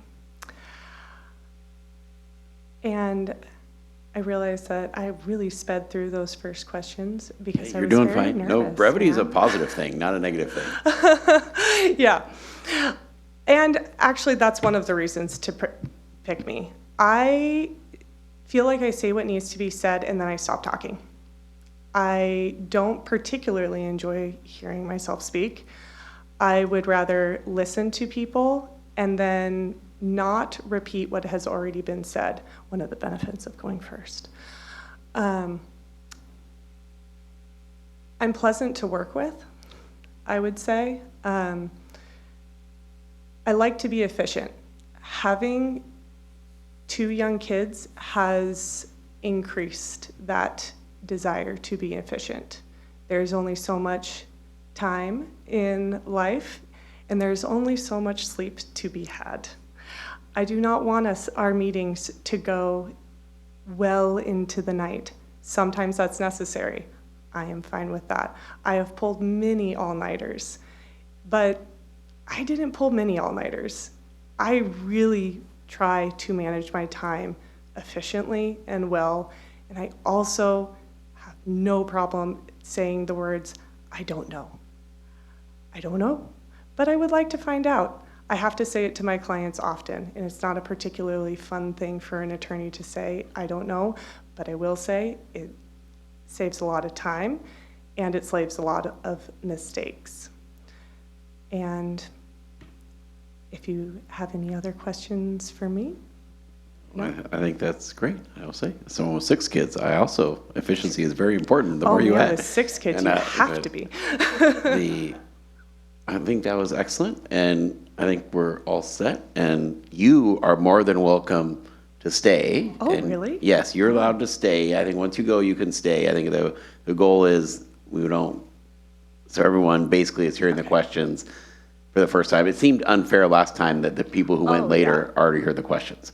And For so sure. with that, we're going to go ahead and bring in Paula Dare. Thank you very much. I'm going to go grab my stuff, though.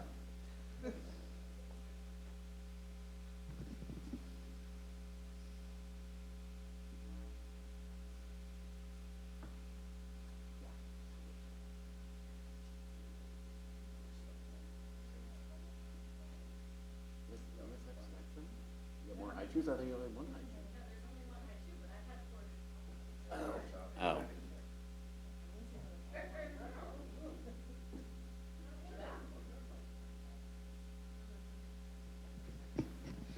Okay, Paul, I think we decided this is the designated spot over there. And so the rough format, as Katie just learned, is there is 5 questions. Each council member is going to rotate through. Obviously, there's 6 council members, so we're kind of going through our own special rotation to kind of spread the wealth. And you'll have 20 minutes in total. You do not need to take the full 20 minutes, but we just wanted to make sure people felt like they weren't rushed to answer the questions. But we will go ahead and start with Councilmember Jang. Great, thank you, Mayor Millett. Paul, thank you so much for all the time and effort you've dedicated to this process thus far. And I'll just jump straight into the questions so as not to eat up too much of the 20 minutes. So the first question is, there are a lot of issues in front of the City Council, and none of us can know everything. What is one issue facing the city that you don't know very well, and how will you learn more about it? Thank you for the time and the question. I'd say the strongest thing is going to be a lot of the specifics of things that have been done in a lot of different areas. I'll focus specifically on traffic, because obviously that's one of the biggest areas of concerns in our community and their surveys. And obviously the mechanics and the science of traffic is extremely complicated in terms of the flows and how you deal with the different systems to keep cars moving but people safe. And obviously, since it is so important to this community, a lot of work has been done. And getting into where I would feel weakest is getting into the history of what has been tried and what has maybe worked or not worked, and wanting to really dig into that. Whenever I've kind of started this process, there was a lot of me trying to look at the past and trying to get a good sense of in a lot of different topics what this council has attempted, what this city has attempted, and what has worked and what has failed, because I think those are some of the best teachers, in terms of the work we do.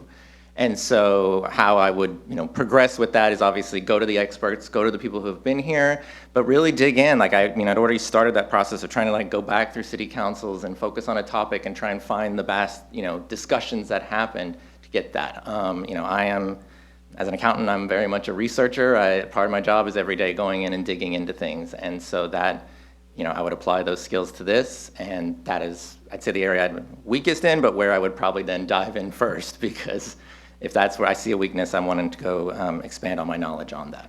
All right, that's excellent. Councilmember Joe. Thank you. The public has told us that housing and affordability and cost of living are important. Speak to what you know about housing, what you see as a problem, and any ways you would want to address that on the council.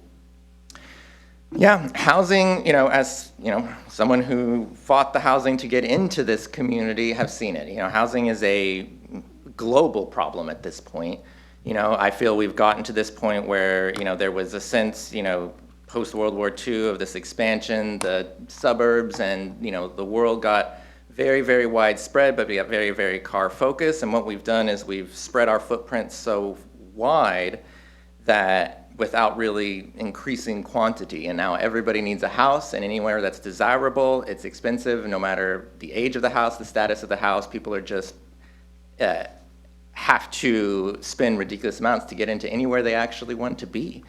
And so I think this is obviously something that no one city can deal with. It's going to involve partners. I appreciate, the work that the city is doing regionally, with Arch and things of that sort, but we have to tackle, I feel, the biggest thing is getting more supply and more density is the only way you can start tackling this problem. Is that people want to live in Issaquah, but can't. I literally wasn't sure I would be able to.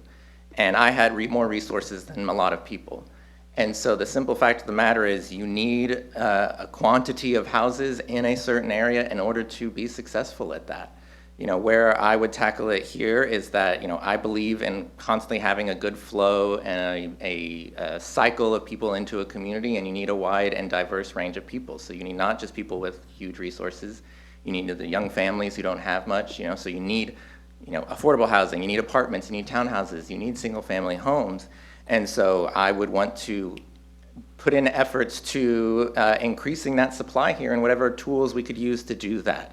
I understand that there have been, there's a lot of, this city has a lot of character and a lot of charm, and we have certain codes and stuff like that that are important to us, but I would want us to really make sure we're focused on what the intent of those regulations were, and not necessarily the letters, so that we can allow more diverse housing and more things to actually get accomplished. And that's where my goals would be, is to actually get things developed in this town while still obviously meeting the spirit of what this town is. Excellent. Councilmember Walsh. Thank you. Let me know if you need anything repeated. The public has told us that traffic and mobility are critical challenges for the city. How do you see the problem, And in a time of reduced city revenues, how would you prioritize city mobility investments? As far as I see the problem, I mean, I already briefly touched on it. You know, it is the biggest problem in the city, and it affects everyone so directly. You know, everyone has to drive at some point during the day. But the solutions to traffic are not just in widening a road and things like that. While there are, you know, different technologies and things like that you can do, it's a multi-prong approach you have to do. You know, housing ties into traffic because the more people that can work and live here, the less they have to drive, you know, down Issaquah, Hobart to go to where they live. And so you have to tackle, traffic is not just looking at roads, not looking at, you know, intersections and things like that. You have to address the full, you know, you have to do a lot of different things to reduce cars, to focus on public transportation, to do a lot of different aspects. So, you know, in terms of how, and in terms of a limited resources I would apply, it's like I would be looking at our resources across the board. Like I said, housing could reduce traffic. Other areas can reduce traffic as well. I do think, you know, mobility is important and it always needs to be a factor in our decisions, but I think we need to be sure we're looking at it in a broad, diverse way and not just a single road, a single closure, a single traffic point. You know, other areas even involve if we can encourage more, you know, remote work, you know, because it's, you know, those tight specific times where things get bad. So there are lots of areas we can tackle it. That's not just budget focused. That's not just construction focused, I feel. Excellent. And Deputy Council President Martz. Thank you, Mr. Mayor. Paul, if you were given $1 million to spend on a community project and were told that the project had to be completed by the end of your 2-year term, what would you choose to spend the money on?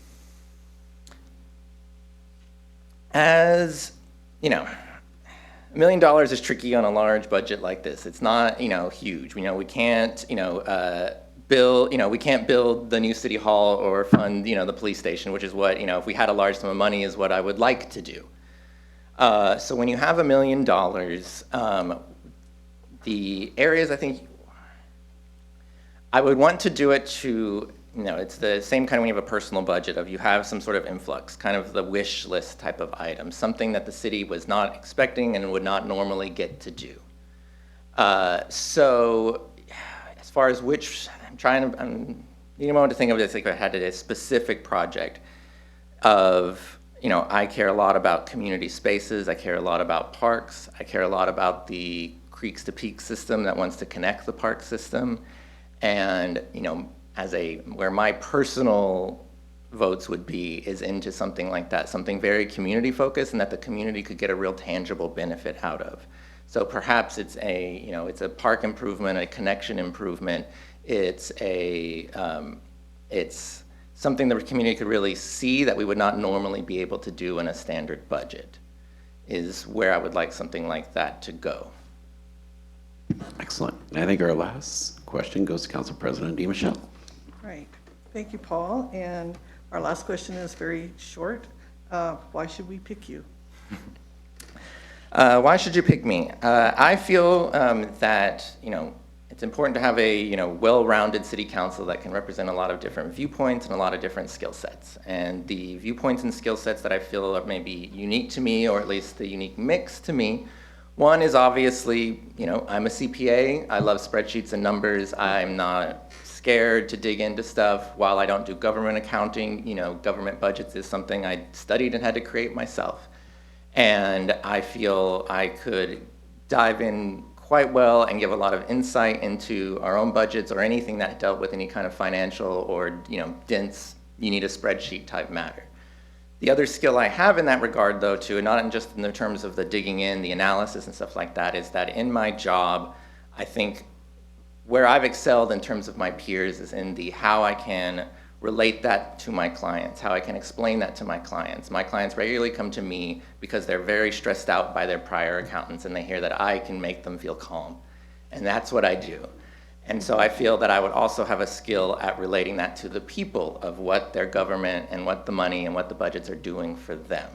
And that is a skill that I feel that is unique to me In addition to that, I am a Mexican American, and that is a cultural group that often gets rather underrepresented, and even in this day and time could be a useful perspective to have on this council. I am a person that is, this is probably the highest level of office I would ever seek. I am here for Issaquah and here for Issaquah in the long term. I care about making sure the Issaquah of 2050 is great, and that's my entire goal with being here. So I think those skills, plus some of the others that have been discussed in terms of my written materials, make me a great addition to this group and could give a unique perspective that would be helpful in the future decisions being made. Excellent. Thank you very much, Paul. Well done. And I think same offer to you that we gave to Katie is you are more than welcome to stay and watch as and you guys are both getting brevity points, so this is good. Everyone's being very efficient.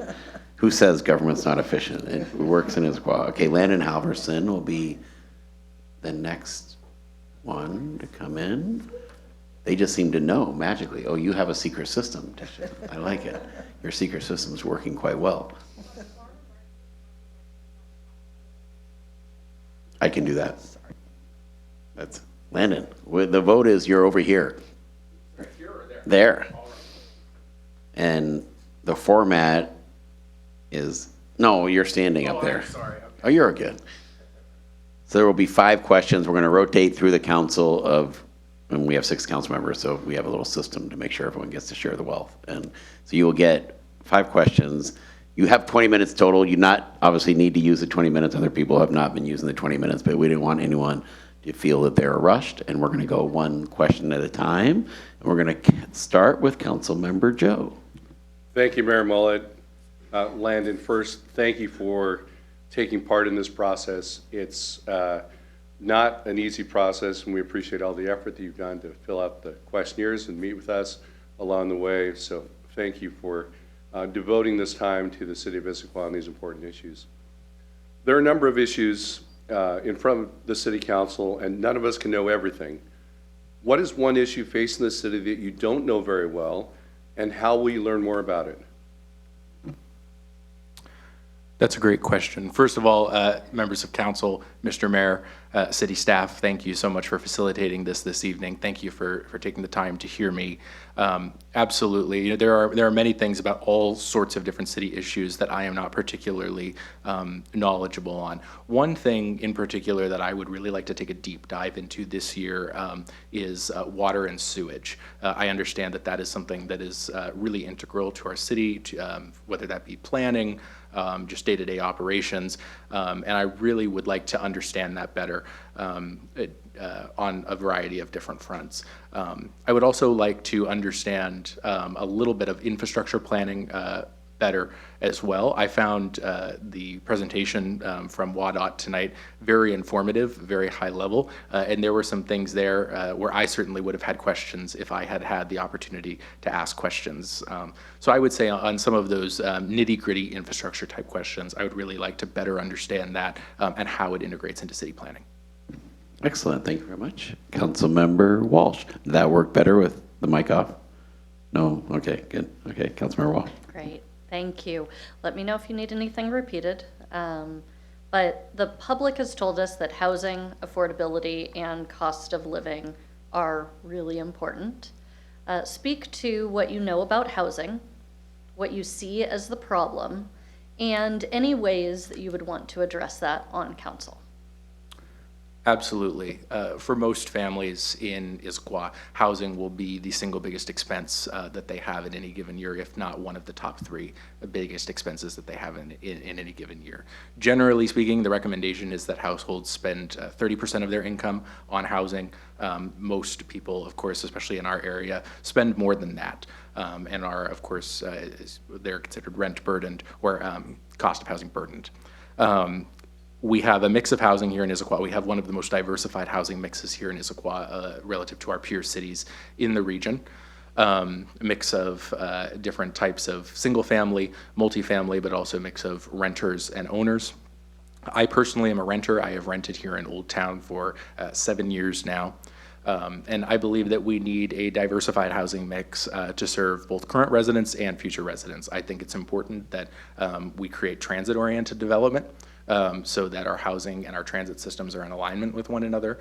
Something that I talk about frequently is that the cost of a car is also very expensive for families. AAA says about $1,000 a month, which is why it's really important that we have transit options near housing and that that's integrated as part of the discussion. That's not to say that there's not a place at all for single-family homes in Issaquah. There absolutely is. But we need to ensure that future development is conducive to the plans that the city has put forward, whether that be Central Issaquah Plan or others, ensuring that we're meeting our 2044 housing targets, housing goals, and ensuring also that we're creating the type of density that will be conducive to light rail when it comes to our city. Excellent. And I think Deputy Council President Martz. Thank you. The public has told us that traffic and mobility are critical challenges for the city. How do you see the problem? And in a time of reduced city revenues, how would you prioritize city mobility investments? Absolutely. I'm very passionate about getting traffic moving. It is something I care about and something that I have cared about for a long time as a city resident who lives off Front Street and regularly experiences the traffic backups that we have in the city. I would say there's a couple of things. There are limited things that we can do within the bounds of current infrastructure, things like smart lights that are marginally helpful, but really it goes back to what I was saying about transit-oriented development, ensuring future development is accessible or close to transit, and ensuring that we have multimodal transportation options for residents here in Issaquah. Last year, 2025, I was able to participate in a grant program through the Washington State Department of Transportation to get an e-bike. Prior to that, I was not very familiar with our multimodal transportation options here in Issaquah. Since then, my views, not necessarily on multimodal transportation, but on the ways that our city, what our city is currently doing and the ways they can be better has very much changed. I use those trails, those routes every single day, and want to ensure that we can show more residents, especially young residents like myself, that we have options, things like e-bikes, that are faster ways to get around. And especially when we talk about things like the road closures that are coming up, residents are going to have questions. What can I do? What can I do to ensure that I can get to and from the places I'm going? And showing them options like an e-bike, I think, is really important. So talking about an e-bike library, working with our local businesses to potentially get some sort of e-bike sharing program, I think that all of that goes into the traffic mitigation. Finally, I would also say that I want to continue to work with King County and other regional transportation coalitions to see what we can do about creating additional rideshare programs, additional additional bus stops where people can park their cars, park and rides, and additional options so that people can get around. Excellent. And Council President DeMichelle. Thank you. Landon, if you were given $1 million to spend on a community project and you were told that the project had to be completed by the end of your 2-year term, what would you choose to spend the money on? Gosh, that's a great question. I think, well, the first thing I would do is try to understand why exactly voters approved that $1 million. And do my best to stick to that. But in the event it just popped out of thin air and it was truly a serendipitous situation, I suppose I would probably invest in multimodal options on Gilman. I really think that that is something that I would like to see for the future of Issaquah for a couple of different reasons. One, I think that with Gilman Village, all of the other shopping that we have there, that is a really great avenue to connect east and west. I know that some people take Newport. There's a whole bunch of reasons why I would say, as someone who both bikes and drives, I prefer Gilman. Also, with light rail coming, ensuring that we have infrastructure set up so that as soon as people are getting off light rail, wherever that is, somewhere in central Issaquah, they're able to walk and access other neighborhoods. So I would definitely invest in that. I bike down that route pretty much every day or near every day. The big issue is that on Gilman, especially as you're getting down towards Newport, there are no bike lanes. So I currently bike on the sidewalk, which is fine, but it's not a great solution. So I would say that that would be one thing that I would try to do if I had $1 million. Nice. And Councilmember Nichols, you get the last question. Thank you. And my question is very brief. Why should we pick you? It's a great question. I believe that the council should strongly consider my application because I deeply care about this city, I deeply care about its residents, and I deeply care about making an impact. We're living in uncertain times, and we need leaders who are really genuinely committed to listening to residents, putting the needs of people first, and ensuring that we're really fighting for every single person who lives in our city. I love Issaquah. I've had the opportunity to experience it through many different facets, whether that be through a student, or as a student, as a recent college graduate, as a young professional. I've had the blessing of experiencing Issaquah in many different capacities, and would definitely want to bring those experiences to council.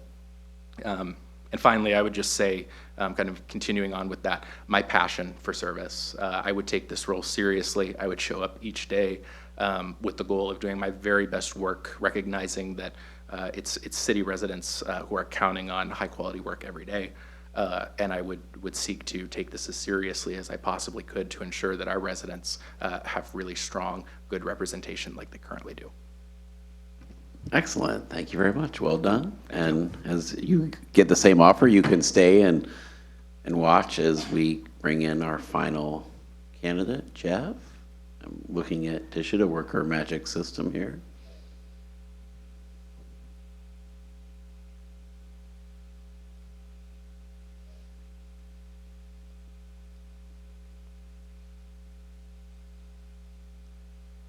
Come on in, Jeff. And I think the vote was, it's the podium over there with the little red light on. Yes.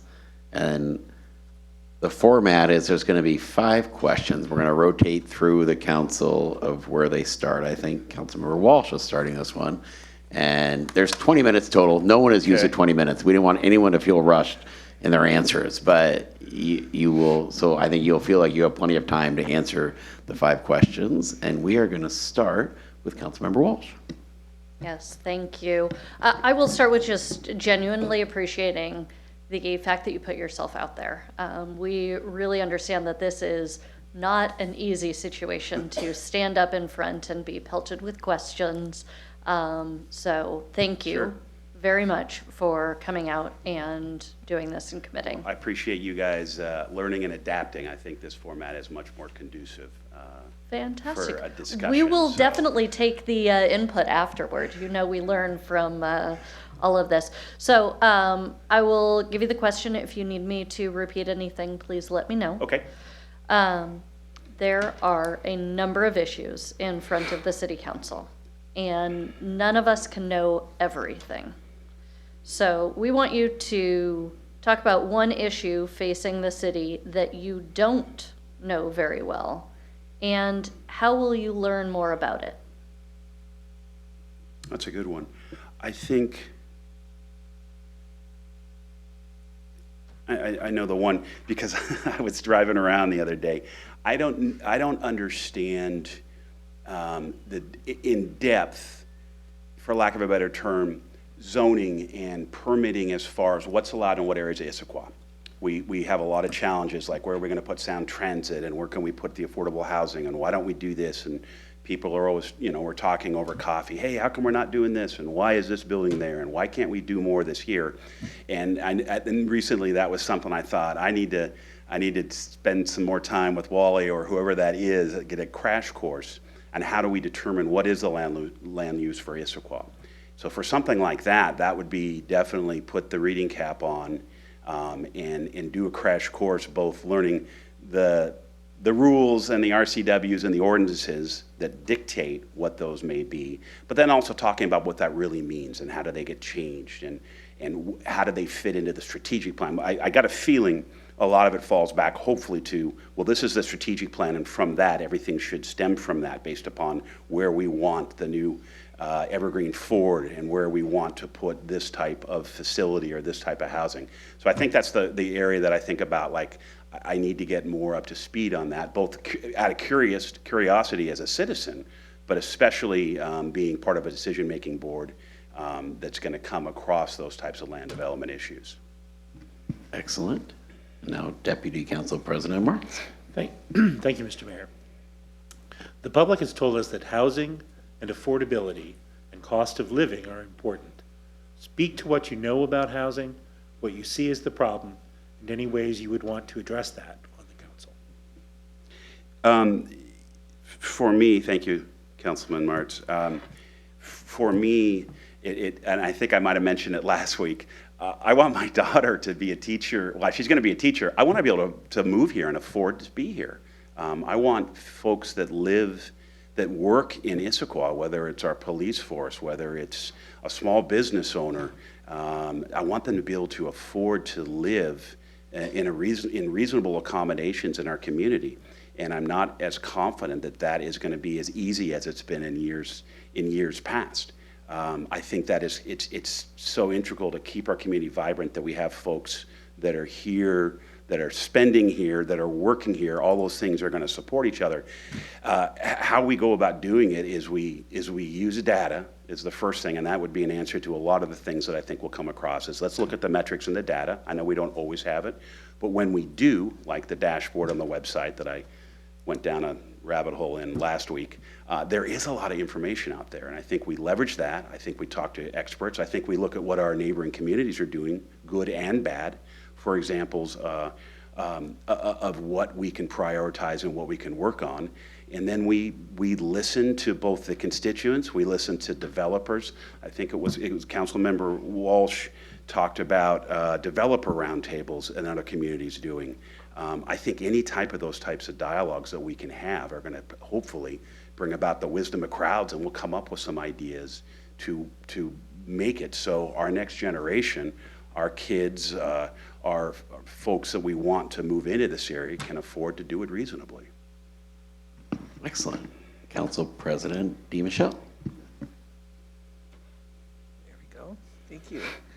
The public has told us that traffic and mobility are critical challenges for the city. How do you see the problem? And in a time of reduced city revenues, how would you prioritize city mobility investments? I thank you, Council Member DeMichelle. Again, we go back. Let's figure out the most efficient programs that we have out there through King County Metro, through rideshare, through the other programs that we have. Let's look at the data. If we have to prioritize, and we've got a finite budget for that, which I know we do, let's get the information that we know we have. Let's look at the data. Let's talk to the experts to understand where this is working, where the investment is paying off and getting the best return on investment. And start from there as far as determining where our limited budget should go. Could you repeat the second part? I want to make sure I cover that as well. Thank you. And in a time of reduced city revenues, how would you prioritize city mobility investments? Okay. And thank you for restating it. It helped me refocus.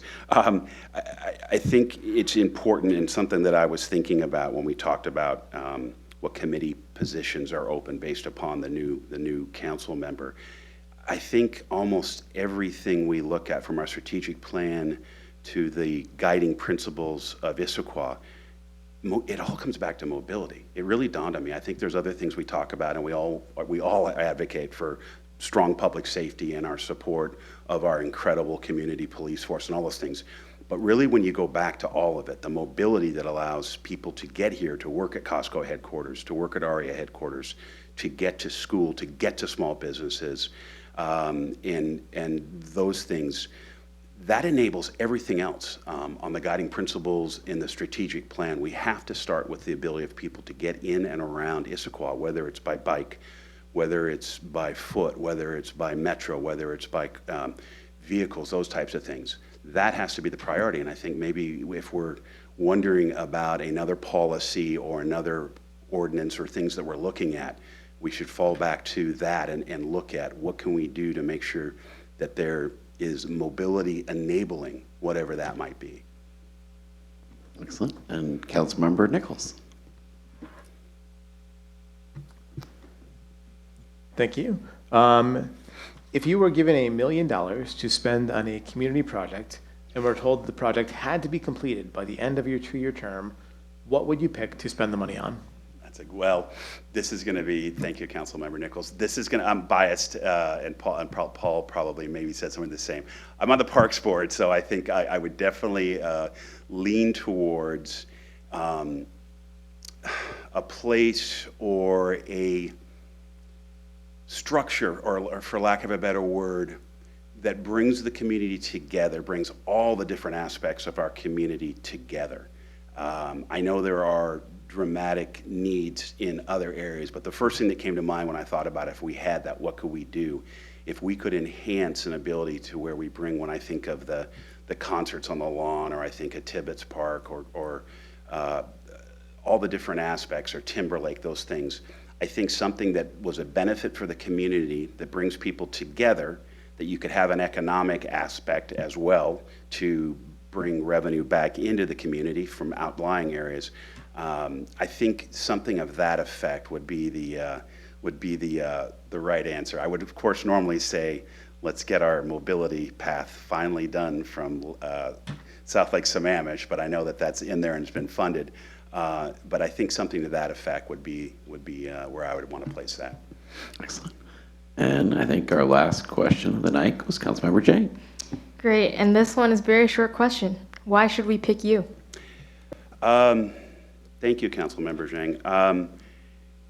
You know, right now, I think we just, if I have to boil it all down, I think we just saw it in that presentation. I want to be the first member from South Lake Sammamish community, the 1,300 households,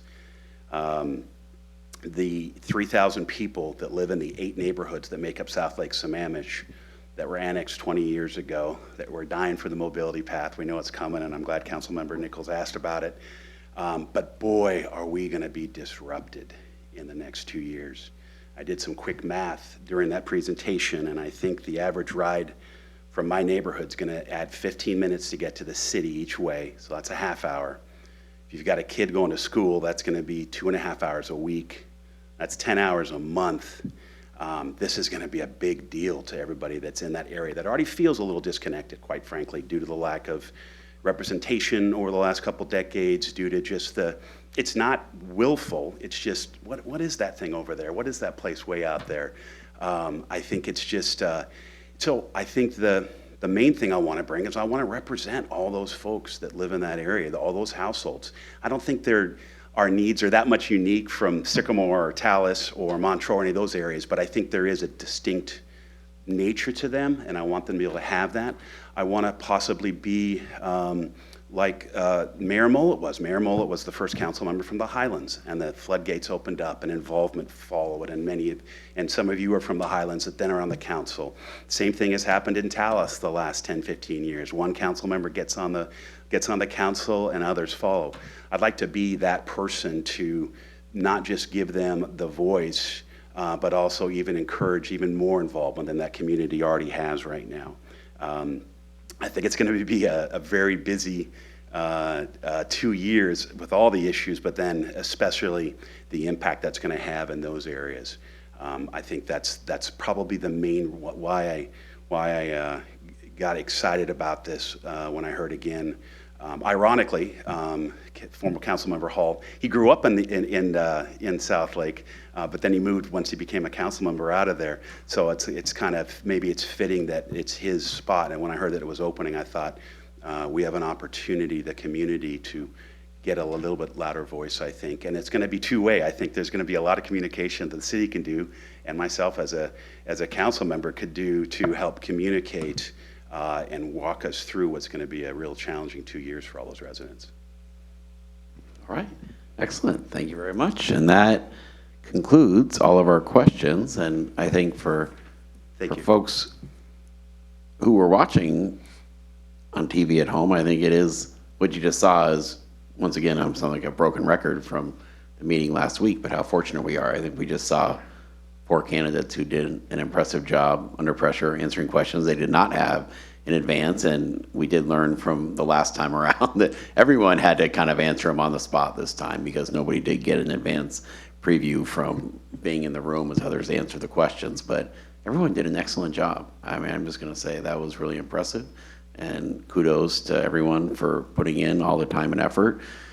We will now go into executive session to discuss qualifications of the appointment per RCW 42.30.110(1H). The closed session is expected to take approximately 20 minutes. If it is extended, it may be extended. If it is extended, Tisha will come out to make that announcement that we're extending it. The City Council is planning to act after the closed session as part of an open meeting to make the appointment. And the executive session is closed to the public. The council, it will be held upstairs where we did it the same place last week. And we are now going to go into executive session at 9:10 p.m.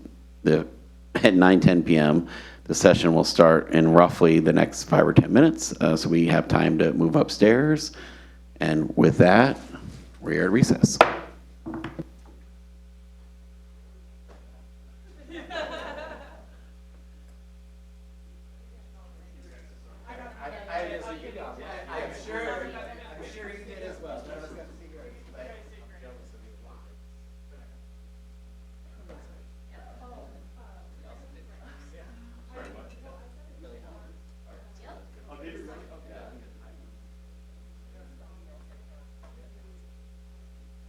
Hi, Rachel.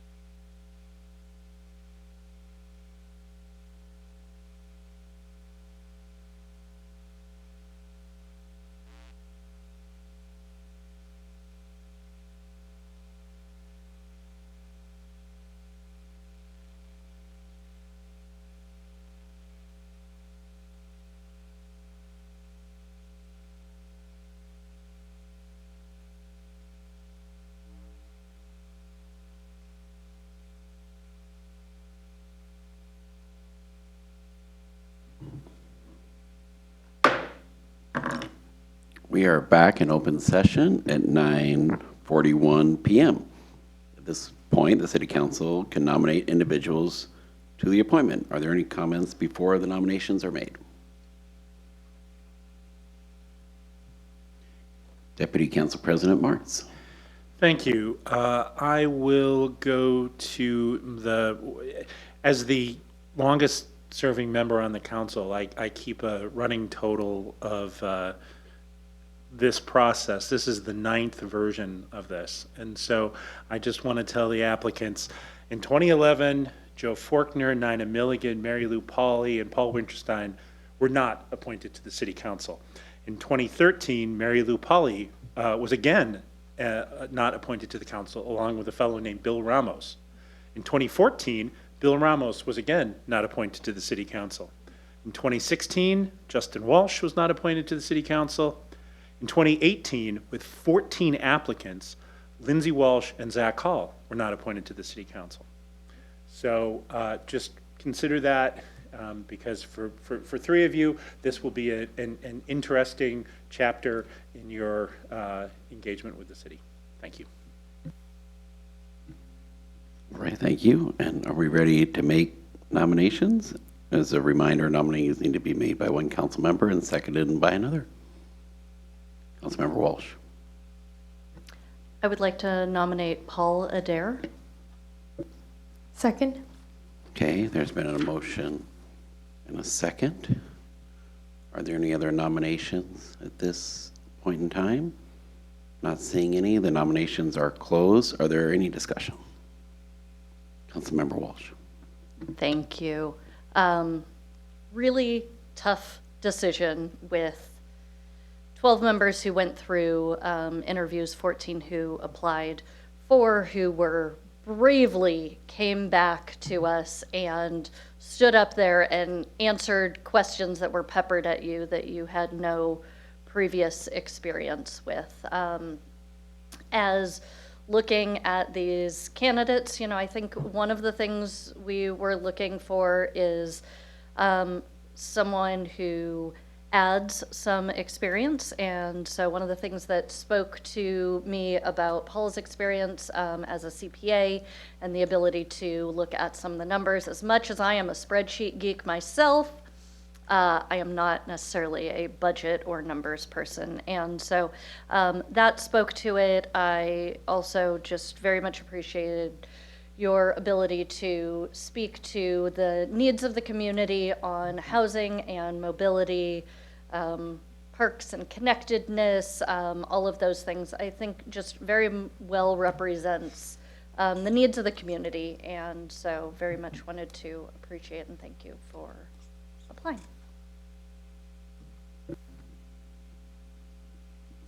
All right. And with that, all those in favor of Paul Adair as the nominee, please say aye. Aye. All those opposed, nay. And that is unanimous, and Paul Adair is appointed as the next member of the Issaquah City Council. And before we swear in Paul up here, I do want to once again say to the other candidates that we are very appreciative of all the time and effort you put into this process, and Issaquah is a very blessed community to have this many people who are willing to put in the time and effort you guys have done. I really appreciate it.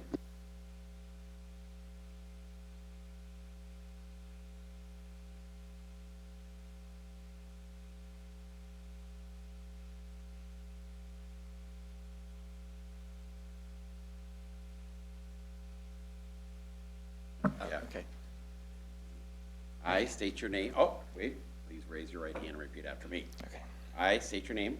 I, Paul Ignacio Rodriguez Adair, Having been duly appointed to the City of Issaquah Council Position Number 2, having been duly appointed to the council position number 2, do solemnly swear do solemnly swear that I will faithfully and impartially that I will faithfully and impartially discharge the duties of this office discharge the duties of this office according to the law according to the law and to the best of my ability, and to the best of my ability, that I will support that I will support the Constitution of the United States the Constitution of the United States and the constitutional laws of the State of Washington and the constitutional laws of the State of Washington and all local ordinances. and all local ordinances. Congratulations. We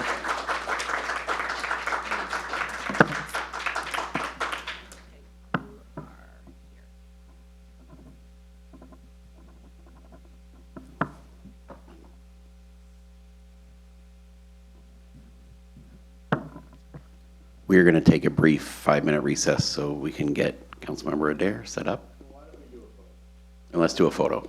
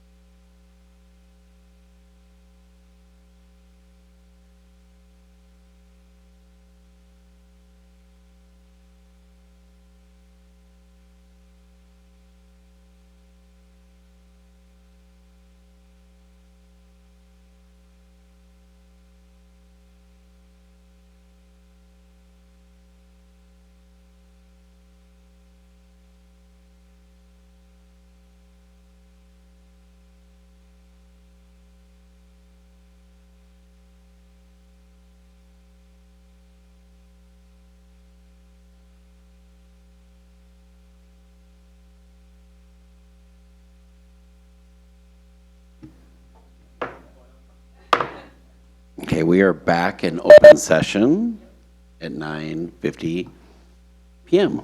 We're now going to go to the next order of business with the committee regional reports. And Councilmember Adair, do you have a committee report? I'm just kidding.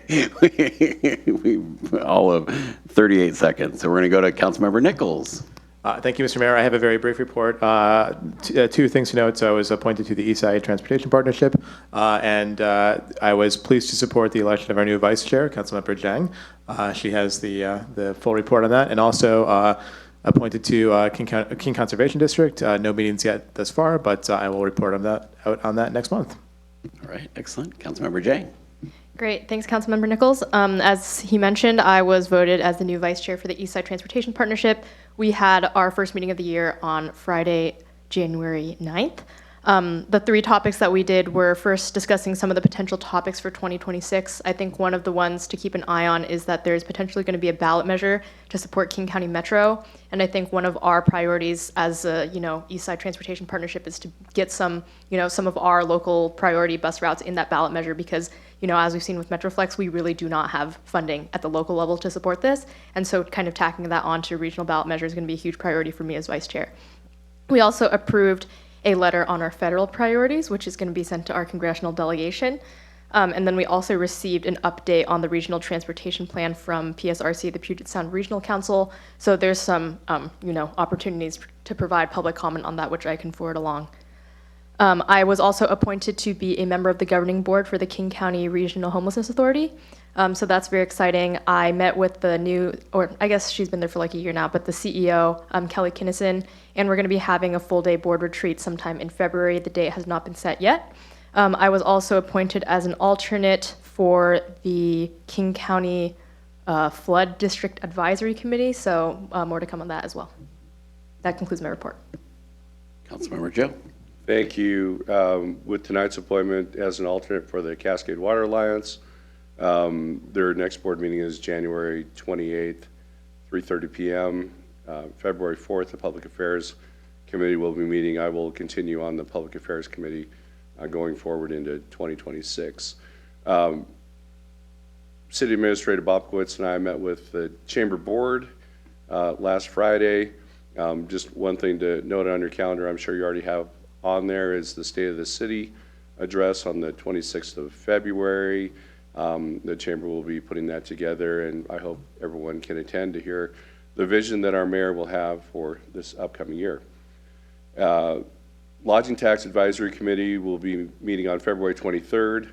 Grant applications are open right now to get funding for shoulder season activities. So that's not the high summer season, but the time before and the time after, where we have low attendance or low occupancy in our hotels. So if you're interested in applying for those, reach out to our Economic Development Department. They can help you with that. And that concludes my report. Thank you. Excellent. Councilmember Walsh. Thank you. I've been appointed to the new Regional Coalition for Housing, or ARCH, Elected Officials Council, so I will learn what those meetings are and how we can contribute as elected officials to an organization that does a lot of our affordable housing. And then I'm also on the Affordable Housing Committee for King County. That committee, because we had a previous years where we were very focused on comprehensive plans, this year, because all of those have gone through, we only meet quarterly, so we're not meeting until March. And then the third piece is East Side Fire and Rescue. I am the vice chair there. And really in the last meeting, we talked about board priorities, trying to get a set of understanding of what our priorities were. The administration talked about a few things such as the budget, long-term financing or funding strategies, including potential transition to an RFA model, the facility needs for headquarters, regional growth, et cetera. So that was just presenting the ideas. We're going to get the feedback. So if you have any ideas of what you think the priorities should be for Eastside Fire and Rescue Board, I would love to hear that. And then that is going to be decided at our next meeting in February. And that concludes my report. Excellent. Deputy President Marks.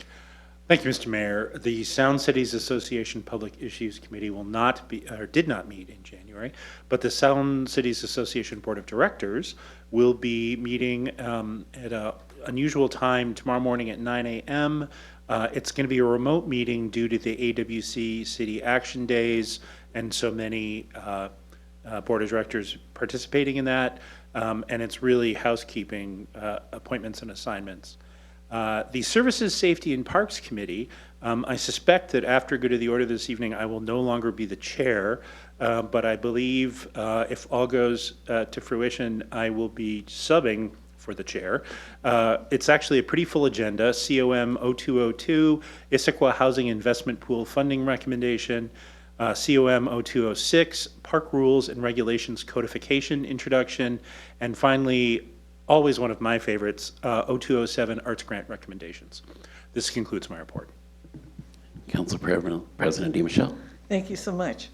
I have been appointed as an alternate to the Puget Sound Regional Council Transportation Policy Board, and we had a meeting on January the 8th. We received a legislative update. It was a pretty typical January meeting. We had an overview of the TPB, and we conducted some administrative business and talked about items for the 2026 work plan. But one thing I would like to bring to your attention is that the Puget Sound Regional Council is holding its annual meeting on May the 28th, and I hope you'll put that on your calendar. I attended last year. It was really informative, and the focus this coming year is going to be on transportation. So they'll have a regional transportation plan that they'll be presenting to the body. So I hope everybody will put that on their calendar. I was also appointed to the Regional Transit Committee. This is my 4th year, I believe, on that. And I currently serve as the Vice Chair of the Regional Transit Committee and Chair of the Sound Cities Association Caucus. The meeting, however, this month was canceled because of the AWC conference. There was a conflict, so we will not be meeting until February. And then finally, I was appointed to my 2nd year on the Seattle-King County Board of Health. And last year I was an alternate, and this year I'm a voting member. And our meeting was rescheduled to January the 29th. So I'll report on that at our February meeting. And that concludes my report. Thank you. The next item of business is the mayor's report. I did attend the Puget Sound Regional Council Growth Management Planning Board meeting this month. And next month, we will be up for a regional center designation to have it re-upped. And so staff, I've already seen, is prepared that the meeting we went to last week, there was 12 cities, eight kind of got reapproved recommendations without any changes, and 4 were told the things they wanted to see different. So I think our goal is at the February meeting to fall into the group that gets suggested reappointed based on what we've submitted. Boards and commissions applications are open, and if you're interested in making a difference in our community or looking for a volunteer opportunity, consider applying to serve on a city board or commission. We are accepting applications to positions on 13 advisory boards that provide policy input on issues ranging from equity to transportation. Those applications are open up until 11:59 p.m., not midnight. Midnight's a minute too late. 11:59 p.m. on February 15th, 2026. And you can get more information on the city's website, issaquah.gov. The community meeting this Saturday, January 24th, 11 a.m. at Gibson Hall, is to discuss recent events related to immigration officials returning to Issaquah. I'll be joined by King County Council Chair Sarah Perry, some members of the Issaquah City Council, members of our state legislative delegation, and we're going to share available information and answer residents' questions. This meeting will be held at Gibson Hall, 150 Newport Way, Southwest by the Hatchery, and that will begin at 11 a.m., and that concludes the mayor's report. And our final item of business is good of the order, ID 1957-2026 City Council appointments. Council President DiMichele, would you like to announce the appointments? I do. I don't have them in front of me, but I think I know them by heart at this point. So, and then I will have a motion to approve. So the appointments at this point are for the Planning, Development, and Environment Committee. Chair would be Councilmember Jang, and the other members will be Councilmember Martz and Councilmember Nichols. For the Mobility Committee, the chair will be Councilmember Joe, myself, and Councilmember Adair. Thank you for your service. And then for the Services, Safety, and Parks Committee, Councilmember Walsh will be the chair, and Councilmember Martz will be serving on that committee, and Councilmember Nichols. And so because of the rules that we currently have regarding the Deputy Council President not serving on 2 committees, and he is willing to serve on 2 committees, I am going to move to approve an exception to the City Council Rules of Procedure, Section 2.04, Appointments Standing Committees, to allow a member of council leadership to be appointed to 2 standing committees in 2026. Is there a second? Second. Seconded by Councilmember Joe. Is there any council discussion? Not seeing any. Oh, Council President Michelle. Okay, first of all, thank you to everybody. It is just such a pleasure to work with this group of individuals, and it took a lot of discussion and talking and where did people want to serve and so forth, but we arrived there, and I really think we've got a very strong lineup for this year. I also wanted to mention that we have approved an audit committee, and we did not seek members for the audit committee because the city clerk and I are going to work on a charter for that committee. What exactly are they going to do? How many times are they going to meet? And when we get that charter ready for your approval, and after we've approved it, then we will seek members to the audit committee. And so I know that there will be some, we will be working on some wordsmithing for the council rules of procedure. In addition to the audit committee, there are some other adjustments that need to be made. Anyway, thanks to everybody, and I'm looking forward to a really great year. Thank you. Councilmember Walsh. Yeah, I will just note this is, I believe, our 4th year with these rules. It's our 4th time having this exception, and so I hope that we will have a chance to address this, which I'm sure we will, just noting that this has historically been our practice by right, not by rule. So. Very good point. If there's no further discussion, the motion for the council is to approve an exception of the City Council Rules of Procedure, Section 2.04, Appointments, Standing Committees, to allow a member of the council leadership to be appointed to 2 standing committees in 2026. All those in favor say aye. Aye. All those opposed, nay. And that passes unanimously. Does anyone else have anything else for good of the order?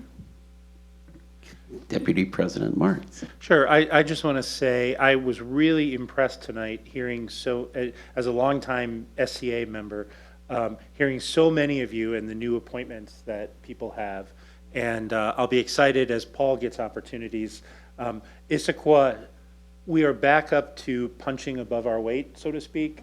So many of us involved in so many critical regional committees, and you know, thinking back historically over the years and back to Mayor Freisinger, who got us on this path of always being well represented regionally. It just warms my heart so much. So I just wanted to, I was just really moved to hear it from so many people and to think about Paul joining that rich tradition. I could not agree more. It's a good future ahead. Okay, so I'd like to announce the next upcoming council meeting will be February 2nd at 7 o'clock. The anticipated agenda items of the 2025 Arch Trust Fund, and with there being no other further business before this council, we are adjourned at 10:04.